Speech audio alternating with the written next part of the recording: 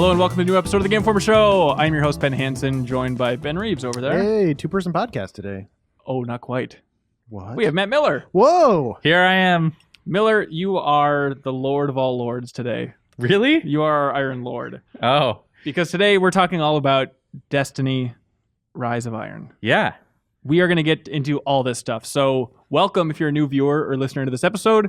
Our cover story revealed this week is Destiny, Rise of Iron from Bungie. That's right. And a couple weeks ago, I guess it was whenever we aired our top 5 most underappreciated games of the generation podcast, 3 of us were out at Bungie, checking out this game, playing through a lot of it. Yeah. A strong majority of it. How would we frame we that? spent a bunch of time at Bungie and got to see almost every aspect of the new game, I think. That's right. And so we're going to talk all about that stuff.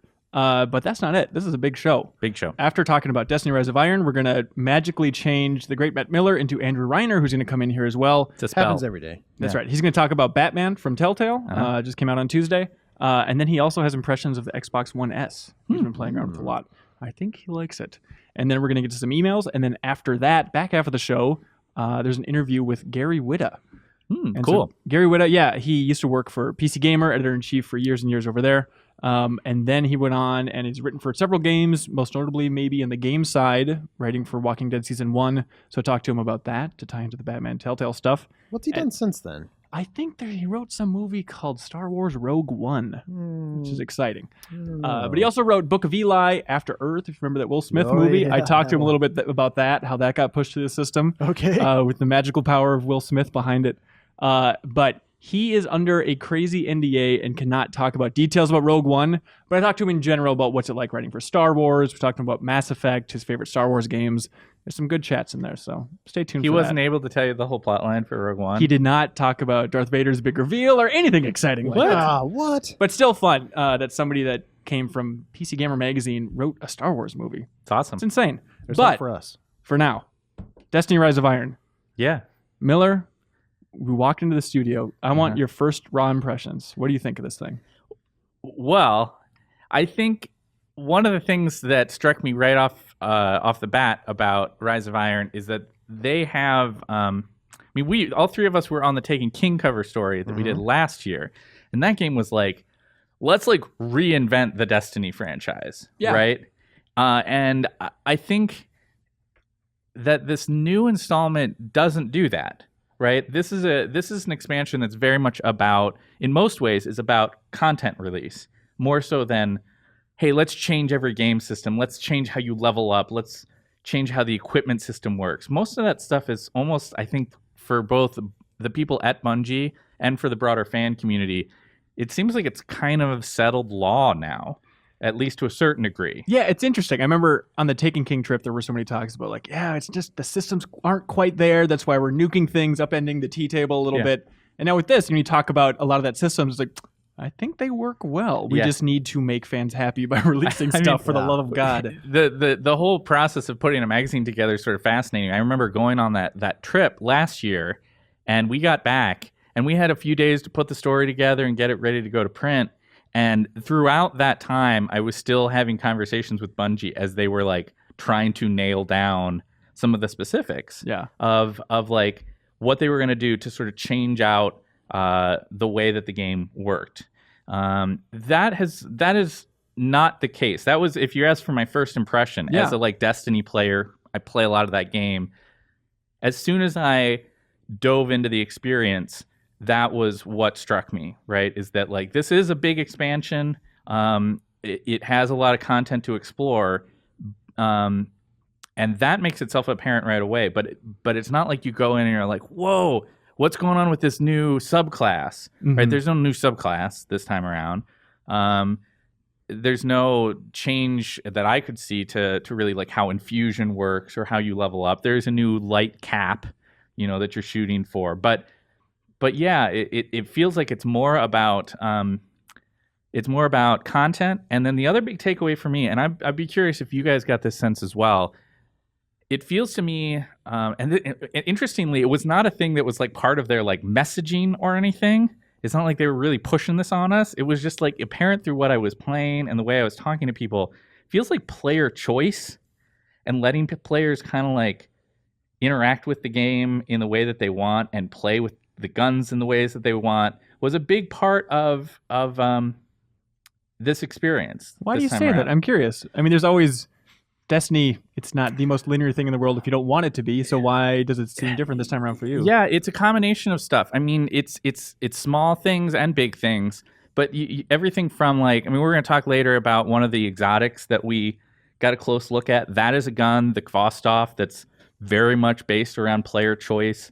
The new artifact changes are very much built around like letting players play the way that they want to play. And even in the way that they converse at Bungie about the game in small things like, changes to Iron Banner to let you kind of wear what you want and have the shaders on that you want, right? Or having class items go back to matching up with your color choice, right? So that you have a much broader selection of ways that you can make your Guardian look with their class item matching up with it. Mm-hmm.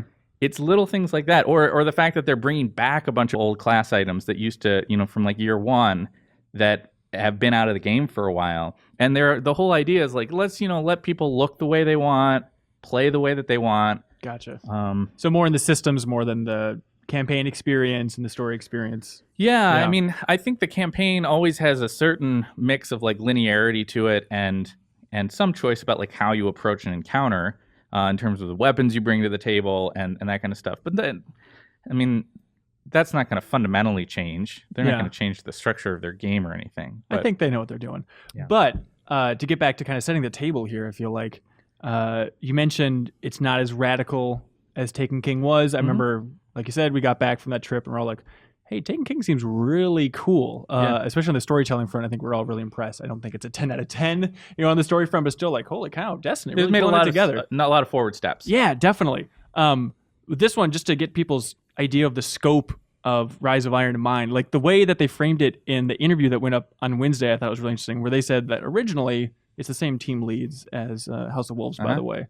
It seemed like we're aiming for kind of a House of Wolves thing, and it ballooned into something larger than that. Yep. So don't think of it as a new piece of content on the scale of Taken King. No, I don't think. I think they would be the first to admit that this is not, like you said, as dramatic of a change as what Taken King was. That said, I mean, we were there for a couple days and checking out a lot of content, and there was stuff that we did not get to. It's definitely a lot bigger than House of Wolves or Dark Below was. For sure. But even on the basic level of like, well, if you don't have those new subclasses that you're playing around with, and you're not changing how your progression system works in any sort of basic ways, I mean, it can't really be on the same scale, maybe as what Taken King was last year. But I don't know that that's not necessarily a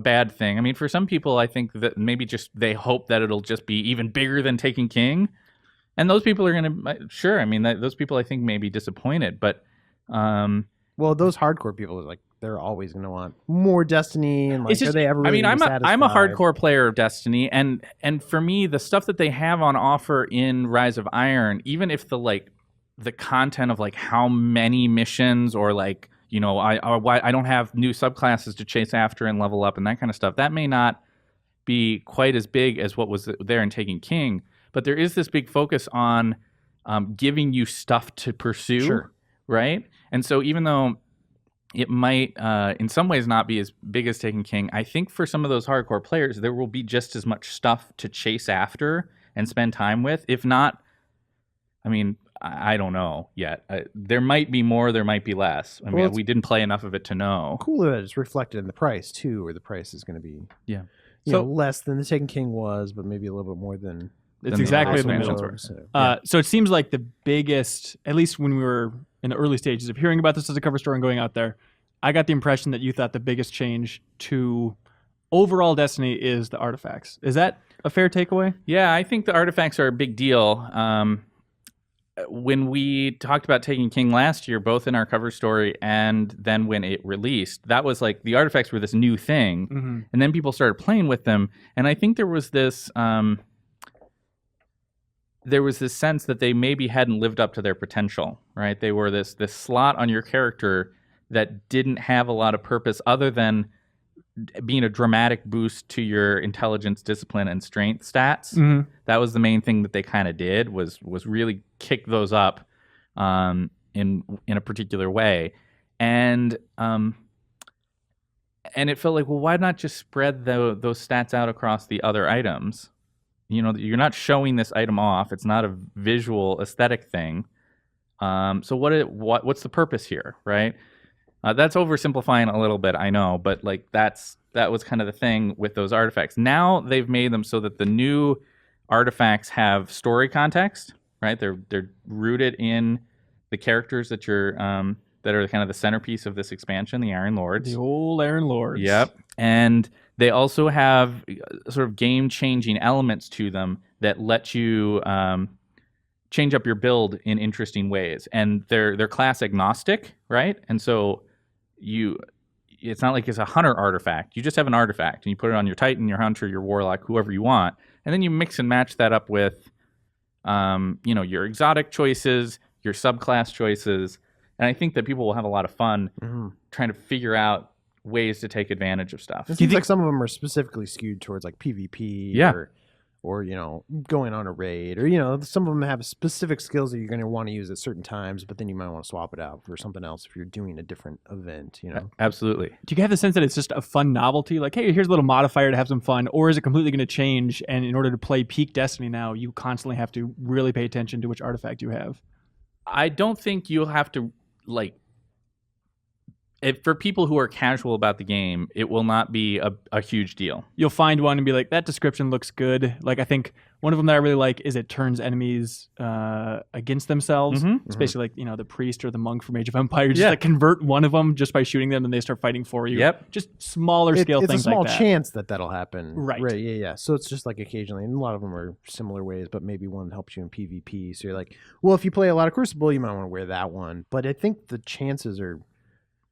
they'll benefit you, but I don't think they're so big that it's like, I need to play with this in order to be competitive. I agree. Like they're not things that are going to like dramatically change everybody's play style, but some of them are pretty significant. What are some of the biggest ones? I feel like not being specific. I think the biggest one is there's one that lets you lose your super, but you get a boost to all your stats, and you get 2 of both your grenade and your melee. And that's a completely different play style, right? Yeah. There will be people who specialize in that and get really good at it, and take advantage of the fact that they've got all their stats boosted up, that they can throw extra grenade all the time. If they previously have used a build where they might have an exotic with that gives you 2 grenades, they can use that slot in a different way. You're not going to get 3 grenades, but you can, instead of wearing as a Titan the Armamentarium, you could put on a different exotic. I mean, it's those sorts of ways that you're going to get to play with your build. I mean, as a player who has spent time with Destiny since its launch, I think one of the big things that Bungie is balancing all the time now is this desire to continually be open to new players. They don't want to close their game off. Turns out that's not a good business strategy. Yeah. But they have to, they also have to appeal to this growing crowd of millions of players who want really in-depth, complicated stuff to do with their characters to grow and change. And speaking just for myself, when I play these days, there's not a lot of like stuff in year 2 of the game that I haven't done yet, right? Like I've done my moments of triumph. I've done all that stuff. And I'm certainly not alone in that, right? There's a lot of people in that camp who quite like this game. They spend a lot of time. They've done most of those things. So when they go into the game, what they're looking for, other than to kind of continue to get a little bit better if they can, they're looking for variation, I think, or at least that's what I'm looking for. They're looking for a chance to go in and, you know what, tonight I'm going to use this exotic weapon because... I don't know. I just haven't used it in a while. And it changes the experience a little bit. And I think that's what artifacts are going to let people do. How do you get them? I saw, because we captured your footage, and I was scrubbing through that. I played through the campaign. Did I get one? And then you empower it. Yeah. So you go. There's this new character that hangs out at Fellwinter Peak, which is the new social space. Right. And she's this archivist. She's sort of a historian. Tyra? Yes, Tyra Karn, I believe, is her name. Okay. And she's this elder awoken woman who is fascinated by the history of the Iron Lords. And as you are on the path to becoming a new Iron Lord yourself, she's sort of fascinated with you as well, right? Naturally. Yes. You are the young wolf, as they call it. Yeah. I mean, all those characters are fascinated with Ben, obviously. But much like my coworkers. Yes, like your coworkers. So Tyra sends you on these missions that you they're basically just go play the game in the Plaguelands, the new zone, right? Okay. That's what it comes down to. It's like do heroic deeds in the Plaguelands. And so you go and you spend some time there each week, and when you complete that mission, you get a little token that you bring back to her, and you turn that in to get one of the 3 artifacts she has that week. So people are going to be grinding a lot in the Plaguelands doing these missions. They're in order not to try and catch them all. It was not wildly grindy. No. Okay. My experience was like I spent some time doing some patrols in the Plaguelands. I did some stuff in the Archon's Forge, the new arena stuff, and at some point I get a little pop up. There's like, you finished this thing. You got the token. Head on back. It's kind of like Xur, where she has a different set of tokens each week, right? Yeah, kind of like buy, that. And so you save up, and if you don't see the one you want, you could presumably wait for another week. Then she might have it then. Yeah, I think you can do that. I mean, obviously we were only there for a couple days, so I don't know exactly how the reset process works, but it is an item that you have, right? You should be able to hold on to it if you wanted to. But I think most people will get one every week, right? If you're playing the game every week, I think you'll get one. And so then it becomes a sort of gotta catch them all kind of thing, except with these artifacts. Of course. Speaking of which, we should point out on a gotta catch them all note, it was Pokemon Go insanity at Bungie. Yeah, like, true. During the entire visit. Turns out that studio was super into that game that week they were had there. 2 It was a happy Pokestops coincidence. that were like right there, and then one that was close by. And it was great. They were always active with Bellevue, lures. that park over there. Well, was somebody just I think going had nuts. marked Bungie as a Pokestop, right? It's back in Like the right Ingress out there. days. Yeah. Even Pete Parsons, the new CEO who we talked to, he talked about the connections about games becoming this social modifier, bringing people together, and he compared Pokemon Go to Destiny. So there's a lot of similarities. I mean, it's basically one-on-one. Almost the same game, right? Oh, Lord. But you mentioned the Plaguelands. We should get out of the nitty-gritty systems of artifacts, probably. The new zone, the new space. It's attached to the Cosmodrome, so in a lot of ways it feels like Russia still, but it is like a new area, and there's this like technology called SIVA that's kind of like seeped in everywhere and created these kind of like spider-like webs, giant black webs all over the place. It seemed like a cool area environment. It's kind of nice to have your speeder back. You know, that's one of the things that I missed in Taken King, like the new area, like didn't have the speeder, and so this time you can use the speeder. Seems like there's a lot of cool little hidden areas. I was like jumping around on like some, oh man, what do you call those? Like transport containers, and like just found a little secret up in one area. I was like, this is an area I had to go to in the actual like mission structure. So it's kind of cool that they have stuff hidden around like that. I think the key that you said there is that it's still old Russia. I mean, it's all covered in snow now, which is a cool, unique take on it. But I think for a lot of that, and I'm a casual Destiny player. I like playing it. I really like playing Taken King. Yeah. But I don't know the nitty-gritty. I don't have the Cosmodrome memorized. I'm sure if you do, it's like, oh, it's a whole new area. For a lot of that, though, it was like, is this new or is this covered in snow? Is this the Plaguelands? Part of it was like, oh, what? You can go anywhere. You create a new zone. Why create that? Why not go to like Jamaica or like Africa or like a lot of new art assets. It's tough. I mean, that's probably part of the answer, right? Yeah. But I would imagine. it is cool. I would imagine that too. I mean, there's a lot of new like places to explore, but some of the background tile set stuff is sharing stuff with the Cosmodrome. But you are correct in your assumption that like it is totally new areas, right? Yeah. Like there's a couple areas that you can go back into portions of the Cosmodrome that really haven't changed dramatically, other than we've got snow here now, and in some cases we see some SIVA infection stuff. Mm-hmm. But the new areas are like one of the things I kind of liked about the zone is this progression from okay, it's just sort of the snow. It's like a new snowy part of the Cosmodrome, Right. at least initially. And by the time you get to the far end of the zone where the kind of like fallen fortress is, Archon's Forge is over there too. yeah, like it looks like there's like lava flow, Yeah. rivers coming out of pipes, and there's That's a weird cool like area. SIVA structures. Right. And so there's a sense that like you're in something that's kind of familiar as you land, and then it gets weirder as you progress. Yeah, no, that's true. That's true. It does get much more lava infused later on and whatnot. It becomes more interesting. And you have to like pass through like a bunch of destroyed ships that Yeah. are like crashed on the land and whatnot as well. Well, and Ben brought up something I thought was really cool. They didn't talk a lot about in the cover story, which is that there are some cool secrets that are hiding out in the Plague Lands. There are these new like.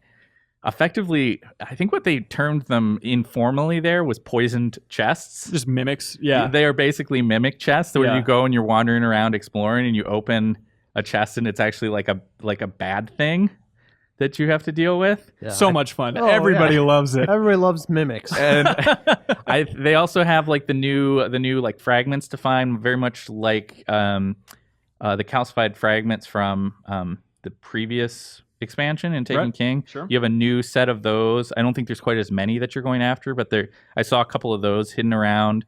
There's new dead ghosts to be found, which people who are like collectors will get Ooh. excited about. Totally. But just aesthetically, it's interesting. Reeves mentioned a little bit, but SIVA has taken over everything. So the overall feel of this expansion, it's a lot of snow, and then it's a lot of red vines. They even compared it to like the infection from Princess Mononoke, the kind of squiggly bits. Yeah. Reminds and me then of like the Venom symbiote or something. Yeah. yeah, There's a little bit of that. And then also like, and I don't know technically what was doing this, if this was SIVA, but there's also just a lot of the steel is like sliced up, basically like yeah. Metal Gear Rising style, just like weird cutouts that are glowing red throughout all of these environments. And we'll just glow red for eternity. What Never did that, cool. Miller? You're a lore guy. What's slicing up those boxes? Well, it is unclear without spoiling some things. Okay. But I played through it. I still don't think I know exactly what was slicing through those. People, I think, will get a better sense of it once they play through all of the content that's on offer. But I agree. I thought that was one of the most striking aspects of the aesthetic presentation is this idea that what were previously walls have been shredded, and you're now passing into this space that looks like some rampaging werewolf or something came through and just tore it to shreds and created a path that you're now kind of like. There's this kind of creepy quality where you're like, wait a second, like all these like big scratches on the wall and tearing through this wall. I'm following the path to whatever this is, sort of, right? Yeah. What do you think of SIVA in general as a concept, as a not quite villain, but Got a nice personality. I was actually you were talking about like it's not totally clear when you played through the thing. You're like, I don't quite know what's going on here, and I think we're all pretty positive on the game. I'm looking forward to it. But like one thing that I was disappointed by was the fact that like the story didn't quite, I don't know, resolve itself in a way that made total sense. To or be like fair, even like flesh out in the way in a depth that even Taken King had. I'm with you. I think there's a couple important qualifiers. One is the build that we played didn't have the cutscenes, and we're watching those in like a disjointed way. So I don't want to be like, oh, the flow without the cutscenes there is trash.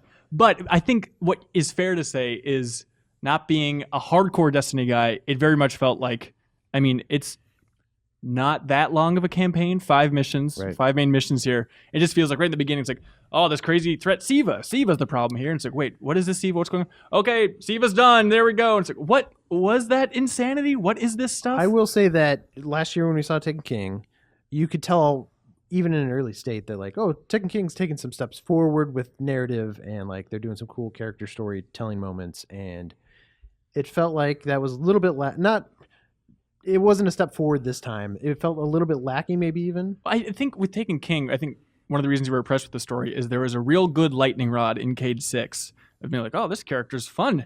He's making jokes. Feels like you're going on a crazy adventure and like investigating the Dreadnought for the first time. Right. And I don't think there's clearly that lightning rod character. If you're a big fan of Lord Saladin, you talk to him a lot.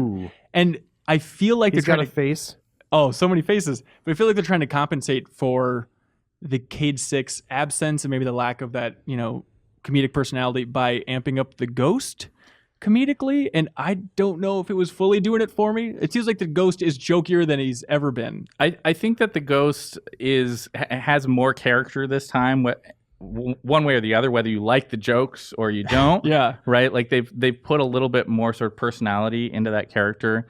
And I think one of the things that would be tricky would be like finding Cade and finding that kind of dynamic that they did with Taken King. Mm-hmm. You can't just develop Cade as your only character moving forward, right? Especially in a game like this where it's sort of fundamentally supposed to be about the player as the hero, right? You have to have an ensemble of like fun, interesting characters. Even if not every one of them is going to like be a laugh a minute kind of a guy, right? Yeah, I'm not looking for a Lego game here, but it's nice to have a little bit of levity. I in agree. Universe. Yeah, I agree. And I think that this is, there's maybe a little less humor here than what they were shooting for in Taken King. But there is some other fun stuff that they are focused on in terms of like telling this kind of Viking-esque, sort of Vikings meets Knights of the Round Table kind of a story. Is what they're sort of going for here. Is the idea that these Iron Lords were once these mighty champions that fell in a terrible tragedy, and the only one left standing is Saladin, right? And so he's not like a cheery guy about that, right? It's a tragedy. It is. There's some tragedy elements to the story that they're kind of trying to play around with here. I think. I mean, it's worth noting, by the way, you mentioned that the sort of like the 5-mission campaign, like Taken King, they're doing what they did last time, and you have this sort of opening campaign that then begins to branch away from that into quest lines related to the strikes, to the raid, to the exotic, the new exotics that you're chasing after, all that kind of stuff, so that there's additional missions, some of which we played and some of which we didn't. Yeah, right. Some of which are post-campaign. That are post-campaign, yeah. One of those was, you talked about kind of like, I don't know, a little bit of nostalgia, like when you go on with your ghost, that I thought was pretty cool, where you're going back to the early Cosmodrome sort of areas and reflecting on like, oh, remember when I came and rescued you? And, you know, if this hadn't happened, I might never have found you, and who knows what would happen. It's basically just a make-out scene with your ghost. It's a very sweet little moment it is. overlooking It's nice. the Cosmodrome. He builds a puppet, and then But you mentioned nostalgia. That was one of like the interesting larger themes that Chris Barrett, who's the game director this time around, was talking a lot about. Is like, oh, we wanted to tie this nostalgia for Saladin and his old friends in the Iron Lords with player nostalgia of kind of taking you back to these areas and bringing back Galahorn. And it's like, oh, that's an interesting idea.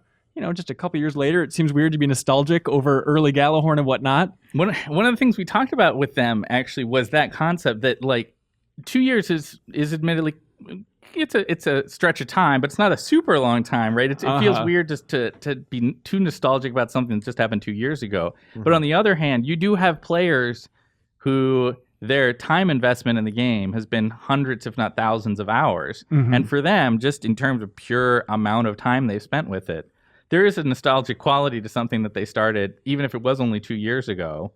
And I think that they're kind of trying to play around with that a little bit. And I haven't played it as much as like you have, Miller, but like that early Destiny run, that early story stuff feels like so long ago, even though it was only 2 years ago. Yep.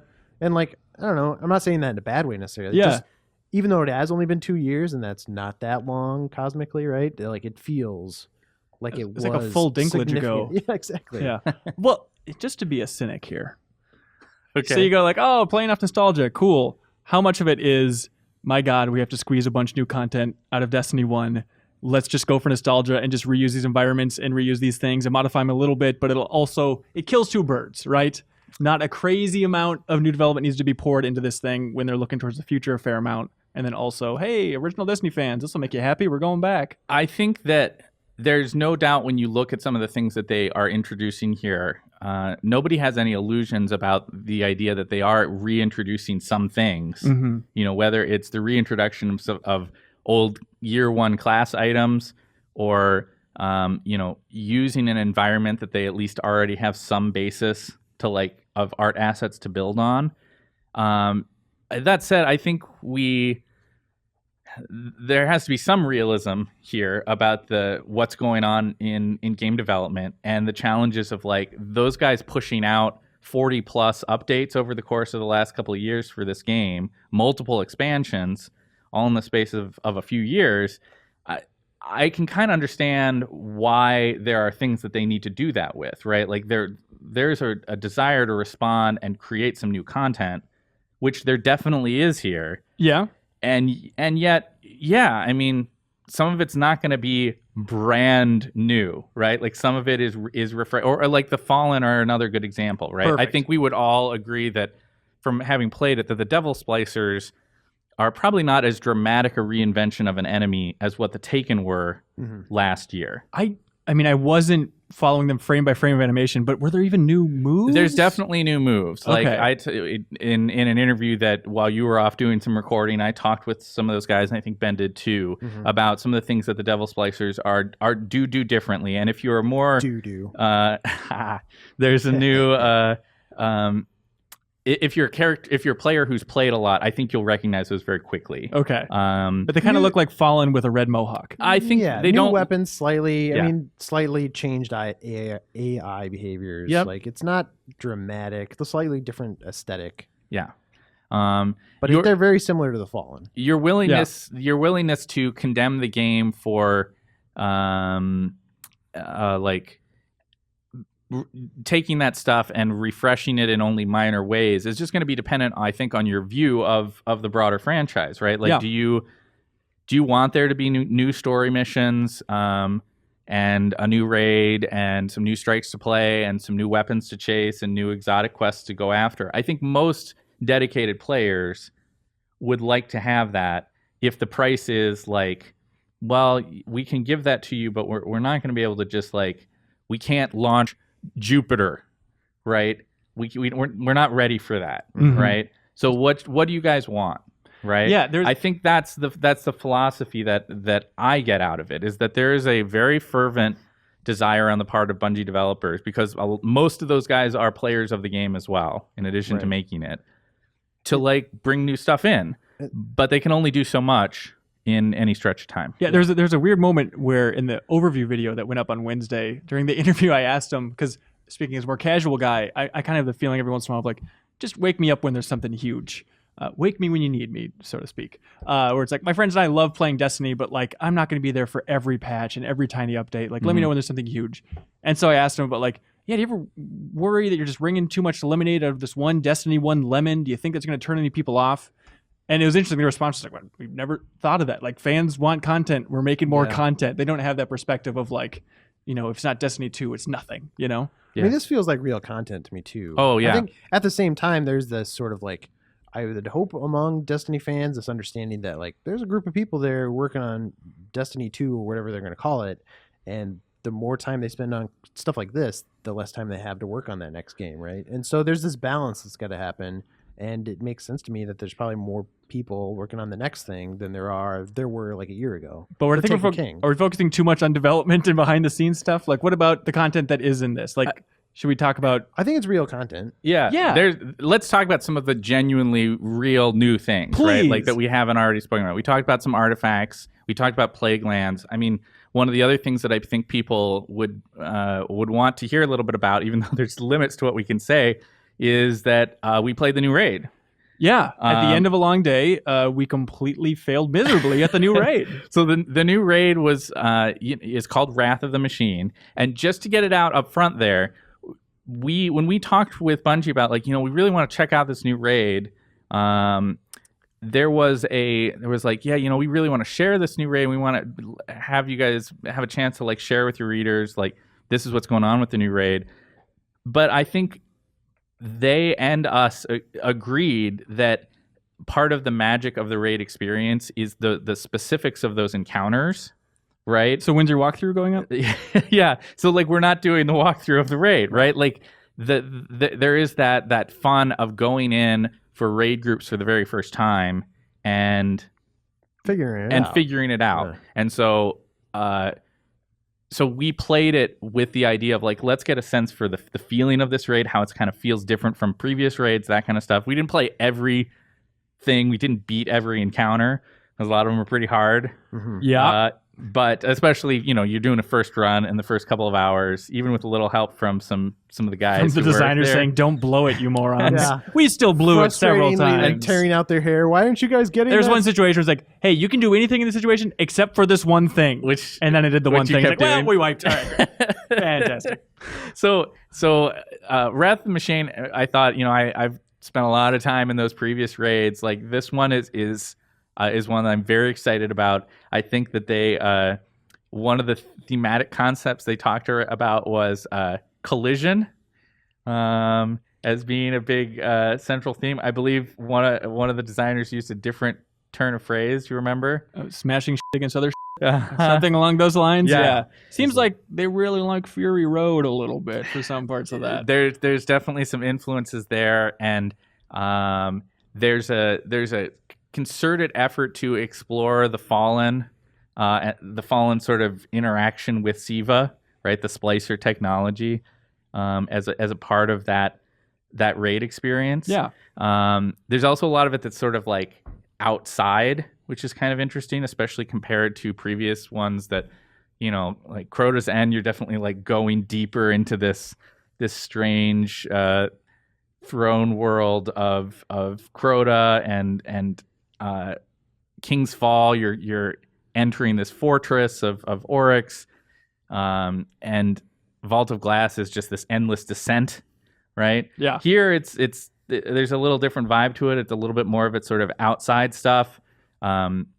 You're seeing portions of the raid from where you are in the Plaguelands, which I thought was kind of cool. You literally you're in the Plaguelands, and once you understand the raid, once it releases, I think it's releasing a couple days after the game comes out, you'll be able to like look and be like, oh, that's where that fight is. Yeah.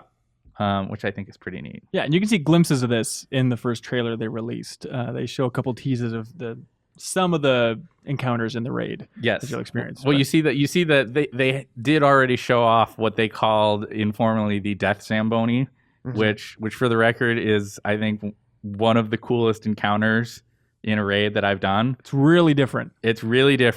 And I kind of just want to watch that during those first days that people are trying to do it, just as people try to figure out exactly what's going on with that encounter, because it's weird. On that raid front, we should point out that later on in the month, because with our coverage this month, every week, several times a week, we're posting new content, new features, new videos, new interviews, stuff like that, all about Destiny Rise of Iron.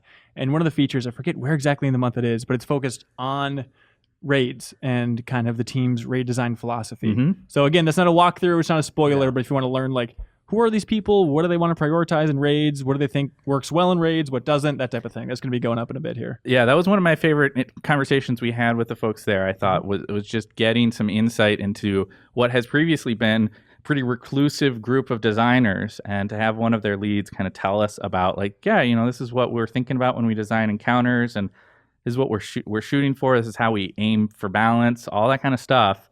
It was pretty neat. That one, and I also am really stoked to be able to share our conversation with the story guys. Miller is a Destiny lore hound, and he was pushing hard for like, we need to introduce these story people. And for years, people have been like, what is going on with Destiny's story? We hear this turnover. We don't know who's writing this thing. Yeah. And so, there's a video going up. Finally. Soon. Yeah. That is an interview, video interview with Miller, talking to the writers just to figure out who are these people? Yeah. Why are they writing the way they're writing? Yeah, I was really excited that those folks were willing to sit in with us, and I'm super appreciative that they took the time to do a kind of this big roundtable thing where we could just kind of talk about the nature of how do they pull together story for this big complicated universe and how they're thinking about it. And I feel like you could have geeked out more, Miller. I could have. You were like just dipping your toe into the water of like, I'm your biggest fan, but you should have whipped up your shirt and shown your Destiny tattoos, the whole thing. They're all over the place. Yeah. So let's see, what other stuff can we talk about? We talk about Archon's Forge. That's a new thing. So this is this interesting thing it feels like it's kind of somewhere between Court of Oryx and Prison of Elders. Do you think that's fair? Yeah, that's fair. It does some of the same things that Court of Oryx did, I think, where you like go in with a community but it's more of like a slugfest is the way they put it, and less about like, hey, figure out this puzzle with this little mini boss again and again and again. It seems like it's supposed to last a little bit longer, and it's like 5-minute encounters, I think. Yeah, rounds. Yeah. So we also have some of the designers behind Archon's Forge. There's a video going up, I think, towards the end of this month. That's kind of like a walkthrough. Like last year we did it for Vertigo, I believe it was. Was that the Mercury map where we kind of had a slow walkthrough explaining some of the philosophy behind the design? And it was a real treat to get to do it again, except this time with Archon's Forge. With like a PvE space this time, exactly, right? yeah, This a little is bit different. Dedicated space. I mean, the Archon's Forge itself is a larger space than what Court of Oryx was. It feels more like an individual arena space for Prison of Elders in size. But you have these big domes that open that are in the middle where the enemies come from. Yeah. And you have different difficulty tiers that you're setting that you can... They come in waves, too. It's maybe slightly like Horde mode in that sense, where you keep having waves of enemies coming at you. What about the new strike? One brand new strike and then a couple modified ones. Yeah, the new strike's fun. It has their most adventuresome attempt at branching pathways that they've yet tried. Adventuresome. Yeah, no, I mean that, right? Like I think it's something of a risk on the part of the designers, because what they're doing is creating you spend part of the strike rather in this space where different doors can be open that allow for progression through these kind of like missile silo areas. And so when we went through it, we only did one run at the strike, but they were like, okay, yeah, so it looks like this door is open this time, so you're going to go in there and like now you have this fight, right? Whereas the next time you go through the strike, it could be a completely different door apparently, or so they tell us. Just change it up a little bit so people don't have to run the same strike again and again. So you're kind of paying attention. You're having different fights, that kind of thing. And I really like the last boss fight. Has a kind of like Dr. Frankenstein vibe to it. I thought was pretty neat. Sure. So that one was cool. They also refreshed a couple of previous strikes in a more significant way than they've done before. Last year they played around with that idea of the Taken coming in sometimes into certain strikes, right? Yeah. And like that changed things up a little bit.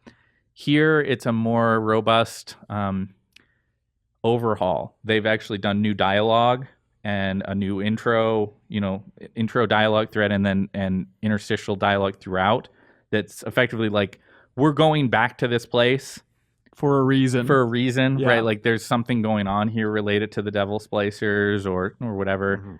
Mm-hmm. So that's the Fogoth strike on the moon gets redone, as does the Sepix Prime, the very first strike from Vanilla Destiny gets a sort of redo. I hope you like Siva, everybody.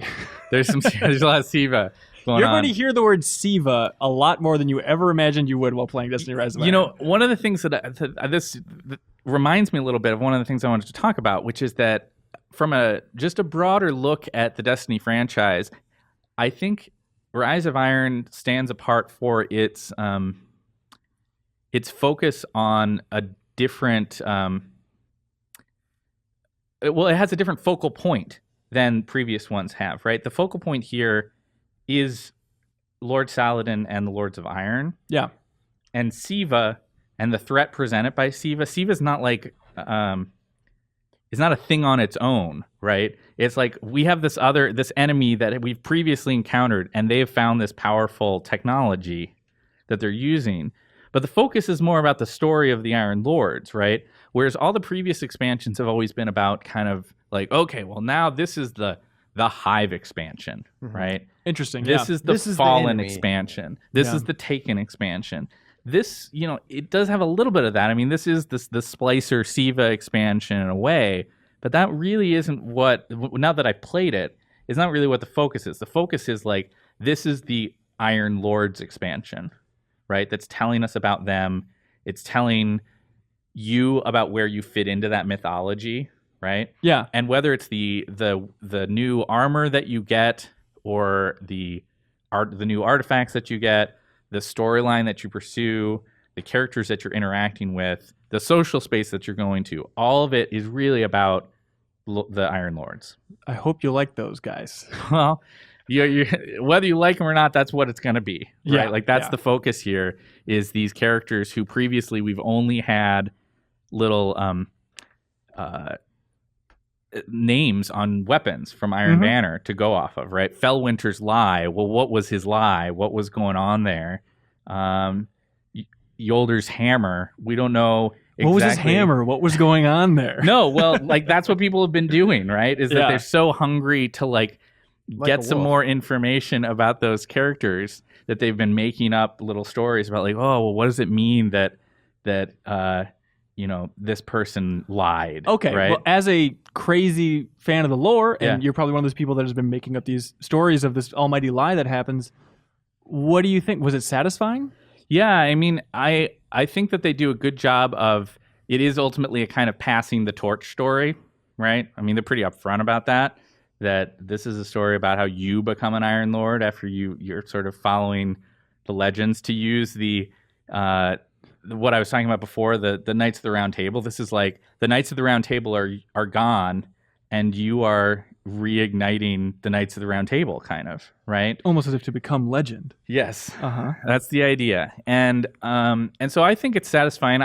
I read those grimoire things when they become available. As you've made fun of me about many times, like there's all sorts of like weird little fiction elements that hide away in that grimoire, and I think they have plans to have much of the grimoire this time be focused on the Iron Lords specifically, because like this is your story now that they're gone, right? To be very clear, something terrible happened to the Iron Lords, and now you're going to go and deal with this threat. You're going to find out what happened to them along the way. But you think like lore fans are going to be satisfied by the end of this? Like, oh, I've always wanted to know the answer to that, and it provides it. Or is it just this new thing out of nowhere, Siva, and it's like, okay, I guess they wrapped up that I hadn't issue. heard of that before. I would but withhold judgment until I see what they do in the grimoire on that score. Oh, interesting. I Okay. don't think that the main story is going to give you every answer that you want about like who Fellwinter was, right? Mhm. They do allude to some of that stuff in like the artifact quest stuff, right? When you get a new artifact, Tyra Karn gives you some information about like, oh, you're taking Fellwinter's artifact, and then she tells you something about Fellwinter a little bit, but it's Right. pretty light. Yeah. There's not a big focus, as they often have done. There's a little hesitance, I think, to get too down and dirty with the lore in the middle of like what is otherwise an action shooting game. Yeah, for sure. We didn't touch on Crucible at all. Yeah. New mode, Supremacy. Mm-hmm. What do you think of this? Reeves? I'm not a huge PvP guy. Great. I'll just start with that. But it seemed cool. Like you drop these, what do they call them? Shards or something Crests. like that? Crests. That's what they There are. we go. It's like one of those Call of Duty modes where you pick up the tags. Skill So confirmed. you basically have to go pick up these crests, Mhm. and that's how you get points. So you either Yeah. like kill somebody and pick up their crest, and that's you get a point, or if you see a friend get killed, you can pick up their crest and prevent the enemy from getting a point. Yeah. So it's a nice little element of like, I'm not a huge PvP guy, like I said, and I don't feel great at it, but I felt like I was able to run in and grab a bunch of crests, and It's something new to do in multiplayer yeah, for a while. it's a little different. It doesn't feel like this expansion is like the revolution for PvP, maybe in some ways, but a couple new additions here and there. Yeah, the Supremacy stuff is a game mode that I think succeeds at giving a different feel to the gameplay, which is what you kind of always want out of a new PvP mode, right? Yeah. You don't want to play it and just be like, oh, well, this is basically just Control, but with this tiny, tiny difference, Totally. right? Here, it does feel like there's different ways to be successful. If you are if you're not a great shooter, partnering up with somebody who is a really good Twitch player and then going and collecting crests. You can be the ball boy. Yeah, That's you right. absolutely Great. can. Yeah. And contribute to team success. Mm-hmm. I like the idea that you can deny score to the other player, right? Like that's what leads to sort of this clumping behavior.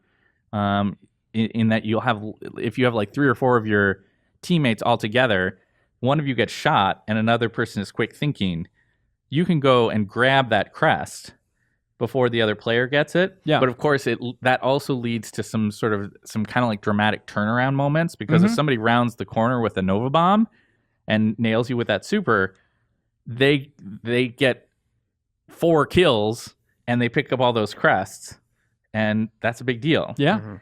So we're going to be covering PvP stuff in the middle of the month. Mhm. There's some other fun stuff along the way. Yep. It should be fun to talk about a bit more. We have features blowing out a lot of the new things coming along, some yet to be announced and whatnot. But hey, stay tuned, everybody. It's exciting. Oh yeah. Let's see.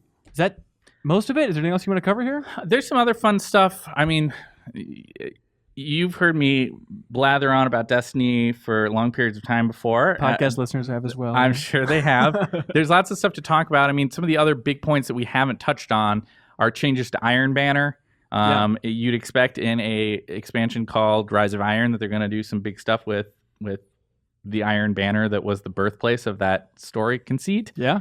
They are now on Fellwinter Peak, the new social space, which we didn't talk about too much, but it's on top of a mountain. There are wolves. There's some wolves there. Yeah, there's a couple. You cannot pet them, at least as far as I know. That's right. They're beasts. But the wolves are there. I spent a lot of time just sort of hanging out with the wolves, just instead of playing the game that I was there. Right, for like Miller, days. we have a lot to show you. You should really move on. And he was just sitting there trying to sit inside of a wolf skin. It was cool. It was good. The Iron Banner stuff is a lot built around. I think making that mode that comes back every month a little bit more, continue to make it more accessible without losing touch with what works about it. They've always kept the focus on like winning and having a high light level to be successful. That is still the case. Winning is still important. Well, you can't progress in the reputation without winning, right? But shoot the bad guys. But they have changed around some of the stuff. Like they've gotten rid of the tempered buff, so that you can now play at any time in the week and make good progress. I think the idea is that you're going to get to rank 5 sooner, just generally, if you play consistently early on in the week. And then their hope is that you would continue playing because the rewards are worth it to you to do that. And they're also scaling, to take it back to what we were talking about early in the conversation, they're scaling back the whole thing. Like, you have to get the best XP, you need to wear this class item and this shader and all that kind of stuff. They implied that they're going to like get rid of that. Be able to wear what you want and still get maximum XP, and you're good to go. Right. So that'll be cool. We also didn't talk very much about like armor sets. There's a lot of new armor sets, which I think people are going to be stoked about. Stuff related to Archon's Forge. There's new Iron Banner armor and weapons, all that kind of stuff. There's new raid armor and weapons. Is there some place to read more about these armor sets, Miller? There is. We talk about that some in the cover story for sure. Bungie.com. Yeah. Bungie.net. Thank you. That's right. And the net for all your Bungie needs. And they talk about they talked with us a little bit about the new record book thing, which is kind of interesting. Yeah. Which is this structure. I think it's built around the idea that like anytime you log in, whether you're a casual player or you're like more veteran hardcore guy, you always can look at the record book and have a very clear idea of like what's a thing I can go pursue, right? So you've got just like what they did with the Year 2 Moments of Triumph, or what they kind of did with the first SRL event. Yeah. You have this book. It tells you like, okay, these are the achievements you're after. This is these are the rewards you're going to get when you get a certain percentage completion. Mm-hmm. Now go for it, right? Right. And so I don't remember the specific percentage points, but it might be like at 20% you'd get this reward. Like just I've done 20% of the things I can do in Rise of Iron. I now get this. Gotcha. I've done 40%, I've done 60%, and so on. I think it might be every 10% or it might be every 20%, but whatever it is, you're getting a whole new armor set through that. You're getting a new ghost through that. Getting some new shaders and emblems through that. So that's a pretty fun little thing. And going back to the whole player choice thing, one other thing that they showed off was the idea of ornaments. Which is this thing that lets you adapt certain armor sets that you can get, like the raid set or the I think they said the Iron Banner set would work this way, and the Iron Lord set works this way, that you would get these ornaments that when applied to your armor, they actually change the geometry. It's sort of an advancement of what they did with the chroma in the April update, which lets you have kind of colored lights on your armor. Right. Okay. But here it's a more fundamental change. It's right. This is going to make my armor look different, right? And they apply piece by piece to each of your pieces of armor. So you're slowly collecting ornaments to make your dude look even cooler. Right on. So that's pretty fun. But they also work. There's also ones that apply to your exotics, your exotic weapons.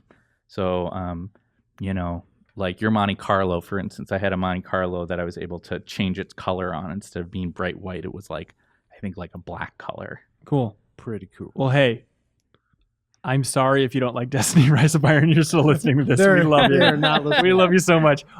Takeaway, big thoughts. For me, I hope it's not jarring for people and they're not used to progression that's been set by the expansion so far, because like it is smaller than Taken King.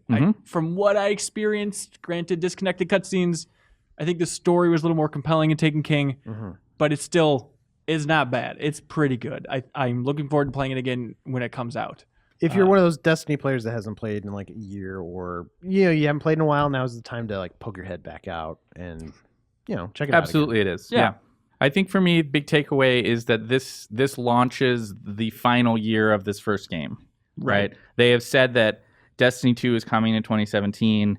The specifics of that are yet to be detailed for anyone, but it's fair to say that this expansion, Rise of Iron, is kind of what they see as the last big major piece. Whether there's another expansion or not, they haven't told us, but I don't think there would be. You wouldn't think so, but it's weird that they wouldn't lock that down. But whatever it is, this is the big launch for year 3.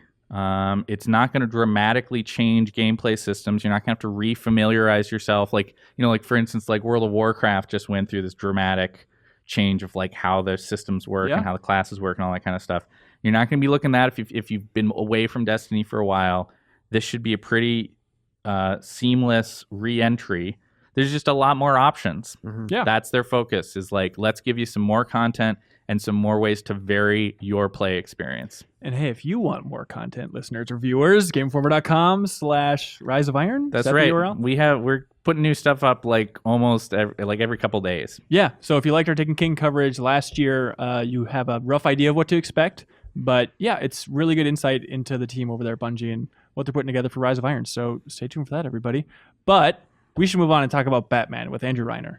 Oh, yeah. Miller, God bless you, but get the hell out of here. You got it. Andrew Reiner. Oh, why, hello, Ben Hanson. My God, the power of editing. Snuck up on you. Welcome to the podcast, sir. Hey, thank you. You reviewed Batman, the Telltale, not quite animated series. Yes, the first episode. Episode 1. Realm of Shadows. That's very Batman-y. It's a very nice name for a Batman title. We could spend the rest of our lives breaking down each episodic release from Telltale, but I'm curious, where does this one stack up? What do you think of this? As a gigantic Batman fan. Why, Ben Hanson? It's not very good.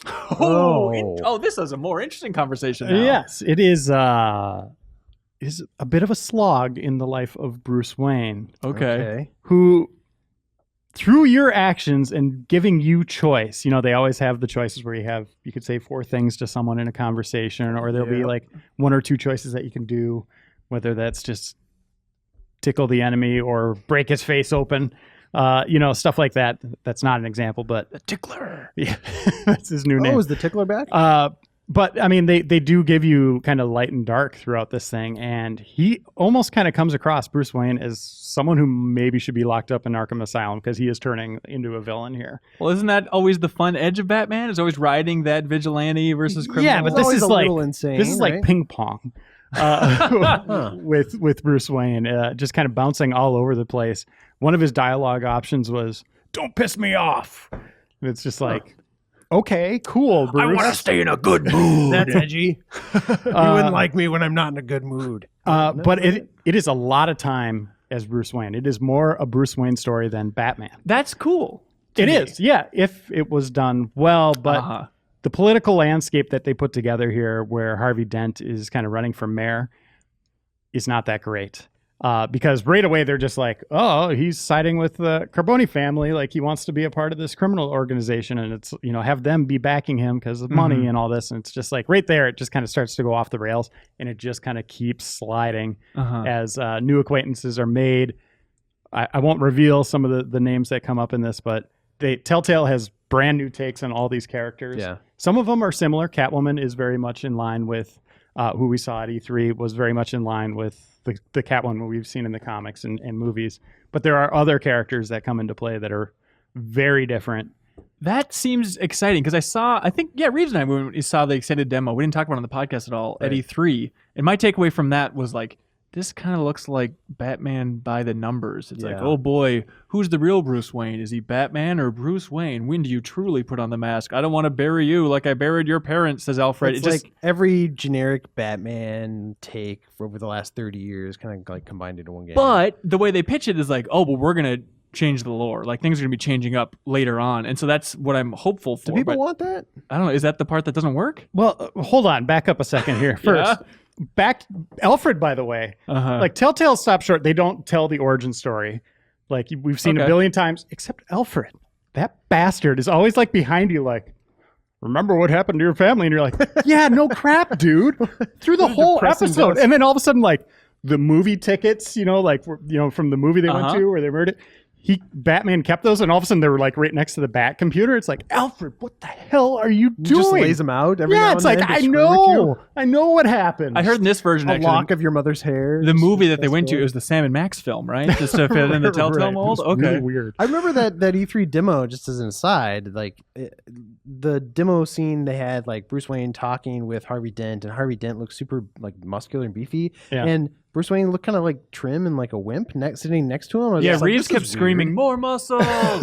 Yeah, Show us he's those muscles. Harvey Dent is huge compared to everyone in this universe. Very Eddie Brockish, Right. Okay. in the way he's kind of sculpted, but which is also kind of strange, but a new take on the character. And I appreciate they're trying new things. It's just I don't think they're that great. Where they went with it was very brief with some of these new characters. Where you're like, I have no idea where this is going. Is it a spoiler to say any of the characters that are in this? I you think so. Yeah, just because it Okay. is. They do kind of hide it. Like there's one little name that's spoken, and then you find out later what they're going into. But is it like Jason Todd is a taxi driver, or like what level of variation? It is kind of like that. Yeah, it is like very different. Like, Okay. when you see these characters, That'd you'll be be amazing, like, actually. "What?" But then you kind of sit and watch. And it's like, okay, I'll see where this goes, but Okay. they don't give you enough time with these characters. It's part 1 of 5 of an Yeah. episodic series. Yeah.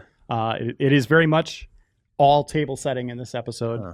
There's one big thing that happens at the end. Surprise, Oh, surprise. Telltale episode 1 ending with a cliffhanger? Yeah, where you're like, what's going into this? But that thing that happens at the end, I was just like, this is your hook moving forward. Like, He gets all a right, hook hand. guys. All right, guys. I mean, What level of bad is this? Is this like Jurassic Park? Telltale's Jurassic Park bad? It can't be that bad. No, right? I mean they've definitely improved since then. Is it like Not Wolf can't be Among bad. Us? This is just. Well, a lot of people love Wolf. I would say this is really just slow and dry. Pick your slowest Telltale episode of maybe Walking Dead season 2, Okay. or 400 Days. I didn't think that was super great. It was At kind least of that in was that like territory. quick. I liked 400 Days, but maybe like middle of Game of Thrones. Yeah, somewhere in there Okay. where it's just kind of like, It's not a great way to start a series, though.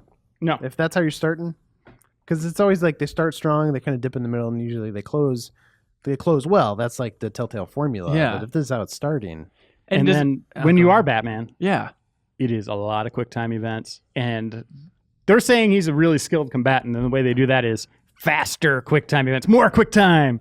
Not Okay. only do you hit left, right, left, you hit A and then RB and A at the same time. And then the detective work on top of that is just kind of like connecting one thing to another thing. Well, And when then you're he's the like, world's "Ooh, greatest this is-" detective, everything's boiled down Oh, to sure, just singular sure. points of See, I this didn't to see this. that. Yeah. But it's just kind of like, oh. Well, okay, here's the real Telltale question. Uh-huh. How many times do you walk around? Every time I play a Telltale episode, it's just like I count how many times I'm actually in control and can move 2? around. Okay, it's Oh, usually Three. around there. interesting. 3, and then, well, you fly a drone at one point, which is kind of like Oh. Call of Duty outside of a building. You're That's kind of, cool. yeah. I was Sounds like, cool, anyway. that's exactly what I said. I was like, oh, that's cool. But then what I did with it was more detective stuff. I was like, that wasn't great. This is very funny because later on in this episode, as I talked about earlier, Gary Whitta's on kissing a lot of Telltale ass. So keep this in perspective. It'll be an interesting This could roller be coaster. this could be that thing where it's like, oh, it didn't start great, but man, it really went interesting places. But Well, what don't you want to have happen? Do you not want them to embrace a different version of the lore? no, I'm fine with that. I just want the story to go interesting places and for it not to be so table settery. And Mhm. the big thing at the end of the first episode, I was just kind of like, wow, we're going that way. Okay. I don't want to play it just to know what that is now. Voice acting. It's good. I'm not really sold on Batman's. He disguises his voice. It's Oh, Troy okay. Baker. Troy Baker does a really good job as Bruce Wayne. Yeah. But when they disguise his voice, it sounds a little weird. I like the idea that they're doing that. I always thought Right. it was weird when they didn't. Or, I mean, even exposing his face is dumb, and if you really think about it. But the voice work's good. Alfred's good, except Alfred's just the dialogue's just like, old man, let go of the past, please. We need to move forward. Old man, take a look But at yeah, my life. yeah, the voice acting's good. Animation wise, I think this is probably their best looking game. But New still technology. very much I a Telltale haven't. game. Yeah, the one thing I haven't checked out the multiplayer, the crowd. the kind of crowd thing. That's interesting. Which I think it's just going to bring up things on each choice. So it seems like I just read the news story, but it seems like they're kind of incorporating kind of like a Jackbox party pack thing where Exactly. everybody can kind of vote if you're watching a stream or playing in a large group. Yeah, or you can do it beforehand, and then you can see kind of the crowd, what the crowd said you should do Okay. as you get to those choices. Fail the QuickTime event. Fail it. No, don't. I did do that a couple times. No fail state that I saw. Oh, really? Oh yeah. It's like there's a just scene gets where beat up. Catwoman's getting away, and I'm shooting the grapple, and I was just like kind of sitting back, like, oh, I should. Oh, he got her. All right, thanks, Batman. You did it. He Okay. is Batman. Well, that's Batman Telltale series. Xbox One S. We also promised you're going to talk about. Yes. What is going on with this? How much time have you had with it? So E3, let's back up one step. E3, everybody who watched the Microsoft press conference was like, oh, cool. At the very outset, there's a new Xbox coming. It's a Slim. It does like some 4K stuff or something. And then at the end of the press conference was, the future is Scorpio. Coming next Forget year. Look that no thing I just further. talked The most about. Powerful console of all time. yeah. Coming next year. So everybody walked out of there going, wait, why would I get a Slim if they're advertising this as the best thing ever? Yeah. And the answer I've walked away with, I'm happy. I purchased the Slim myself. I'm super happy I got this because I just got a 4K TV, Okay. and UHD players are expensive. There's one everybody recommends. Only one that people recommend is the Samsung, which is $319. This is $399. The 2 terabyte. The 1 terabyte's $349, and Okay. the 500 gig, which nobody should buy because that's not enough storage, is $299. They should just call it the arcade. Yeah. But it is UHD is remarkable. I love it. Hang I think on. I know I'm a video guy. What is this? This is 4K Blu-rays? They call them yes, UHDs? they call them Is that- ultra high definition discs. Okay. So it's a new type of Blu-ray. UHD. They come in black packages. It is. You could stream them. You can also do retail packaging as well. And I mean, my TV does HDR. That's high dynamic range yeah. coloring. Which gives you a better contrast between the lights and darks. You probably have it on your iPhone as a little setting there. That's the basic idea. But truly stunning. Like I watched I had my Xbox One set up on one input, and then I had the Slim on another. Was watching Deadpool, switching between them, and wow. I mean, the colors just pop off of that. And obviously the size of your screen matters, right? Mhm. Like the bigger you get, the better it's going to be. The impact is going to be. So if you're looking at a 50-inch, I don't know what you're really going to get out of it, or lower. But if you have those big displays at home, it really is something to behold. I was very pleased with that. Wow. And is there like a format war for 4K discs, or is UHD just it? UHD is it as of now. Why have I not seen these? Have you seen these anywhere, Reeves? No. Reiner could be not. making this up. I have Yeah. no idea what he's talking Oh, the about. HD UHD. Yeah, I want to is say way it better. launched. They launched in March. Okay. And there's probably maybe only like 30 discs out there right now, but pretty much everything that's coming out now, Batman v Superman, you can get that. As I said, Okay. Deadpool. It's They're weird. re-releasing old stuff, Ghostbusters 1 and 2, Sure. stuff like that. It just seems weird to have a new format now. I feel like Blu-ray wasn't that long ago, and also everything's just digital now, so I'm just used to buying Sure. digital stuff at this point. yeah. Well, it's, Blu-ray is 1080p. Mm-hmm. These new screens, you have 4K, Right. which is what, 4 3,000 times whatever. that, yeah. So, yeah, you want to take advantage of that, and that's what this does. And I mean, I know it sounds silly, but it's like, oh man, look at the texture on that shirt. That's like the degree of like clarity that you're getting, that you're kind of going, whoa. How We're much looking at makeup stunning, are news anchors going to have to wear now? Oh my gosh. They're just going to have to wear like Halloween masks. Yeah. Gosh. So Take it on. how far away is this 4K revolution? Basically, average consumer, average listener to this podcast, how many years away are they from buying a 4K TV in your Well, I think- wildest prediction? This holiday, I think, is where What? it's really the big boom's going to happen. Like you can get a 65-inch Sony for $2,000, and there's other models that are less. You always, if you're going to get one, get the ones that do HDR. That is the Okay. big new kind of thing that's happened recently. Yeah. Especially with these, if you're looking at the players forum, always make sure it is truly doing it. It's not just upscaling DVDs or whatever. Make sure it is 100% UHD with HDR. Okay. And that's what the Slim does. Also, it comes with a new controller. Oh, yeah. Which has a little bit better tactile grip on it. It has, it's better analog sticks too. For supposedly are going to reduce the wear. Like the little kind of grating on the top of it. Hopefully, it won't wear as quickly. Hey, has that been a problem with the Xbox One controllers? Yeah, it'll eventually smooth out the more you use it. Okay, that's what's happened to mine. And then Kinect does not work with it out of the box.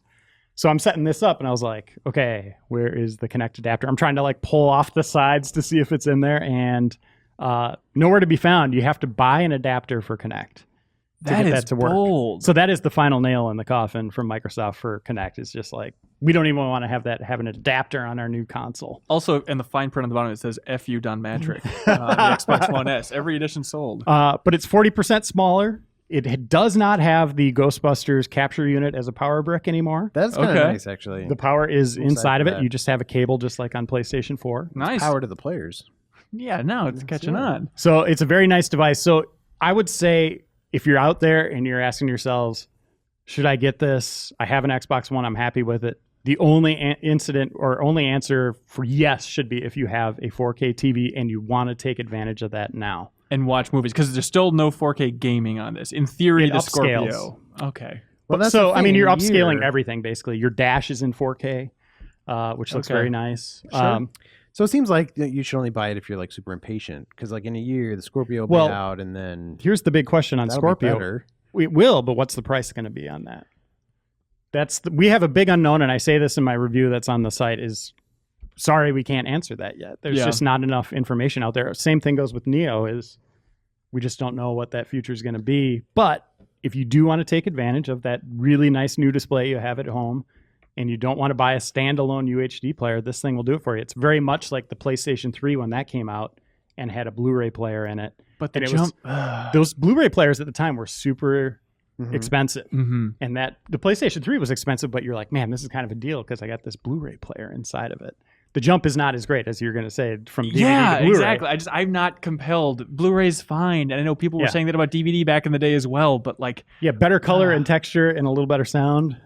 Maybe if not that big of a difference maker, but for home theater enthusiasts or people that are really into tech, it is cool to see it advancing and just getting better and better and better. And I think the Xbox One S, I think the design looks nice. It's cool looking. Yeah. All right. Well, there we go, Reiner.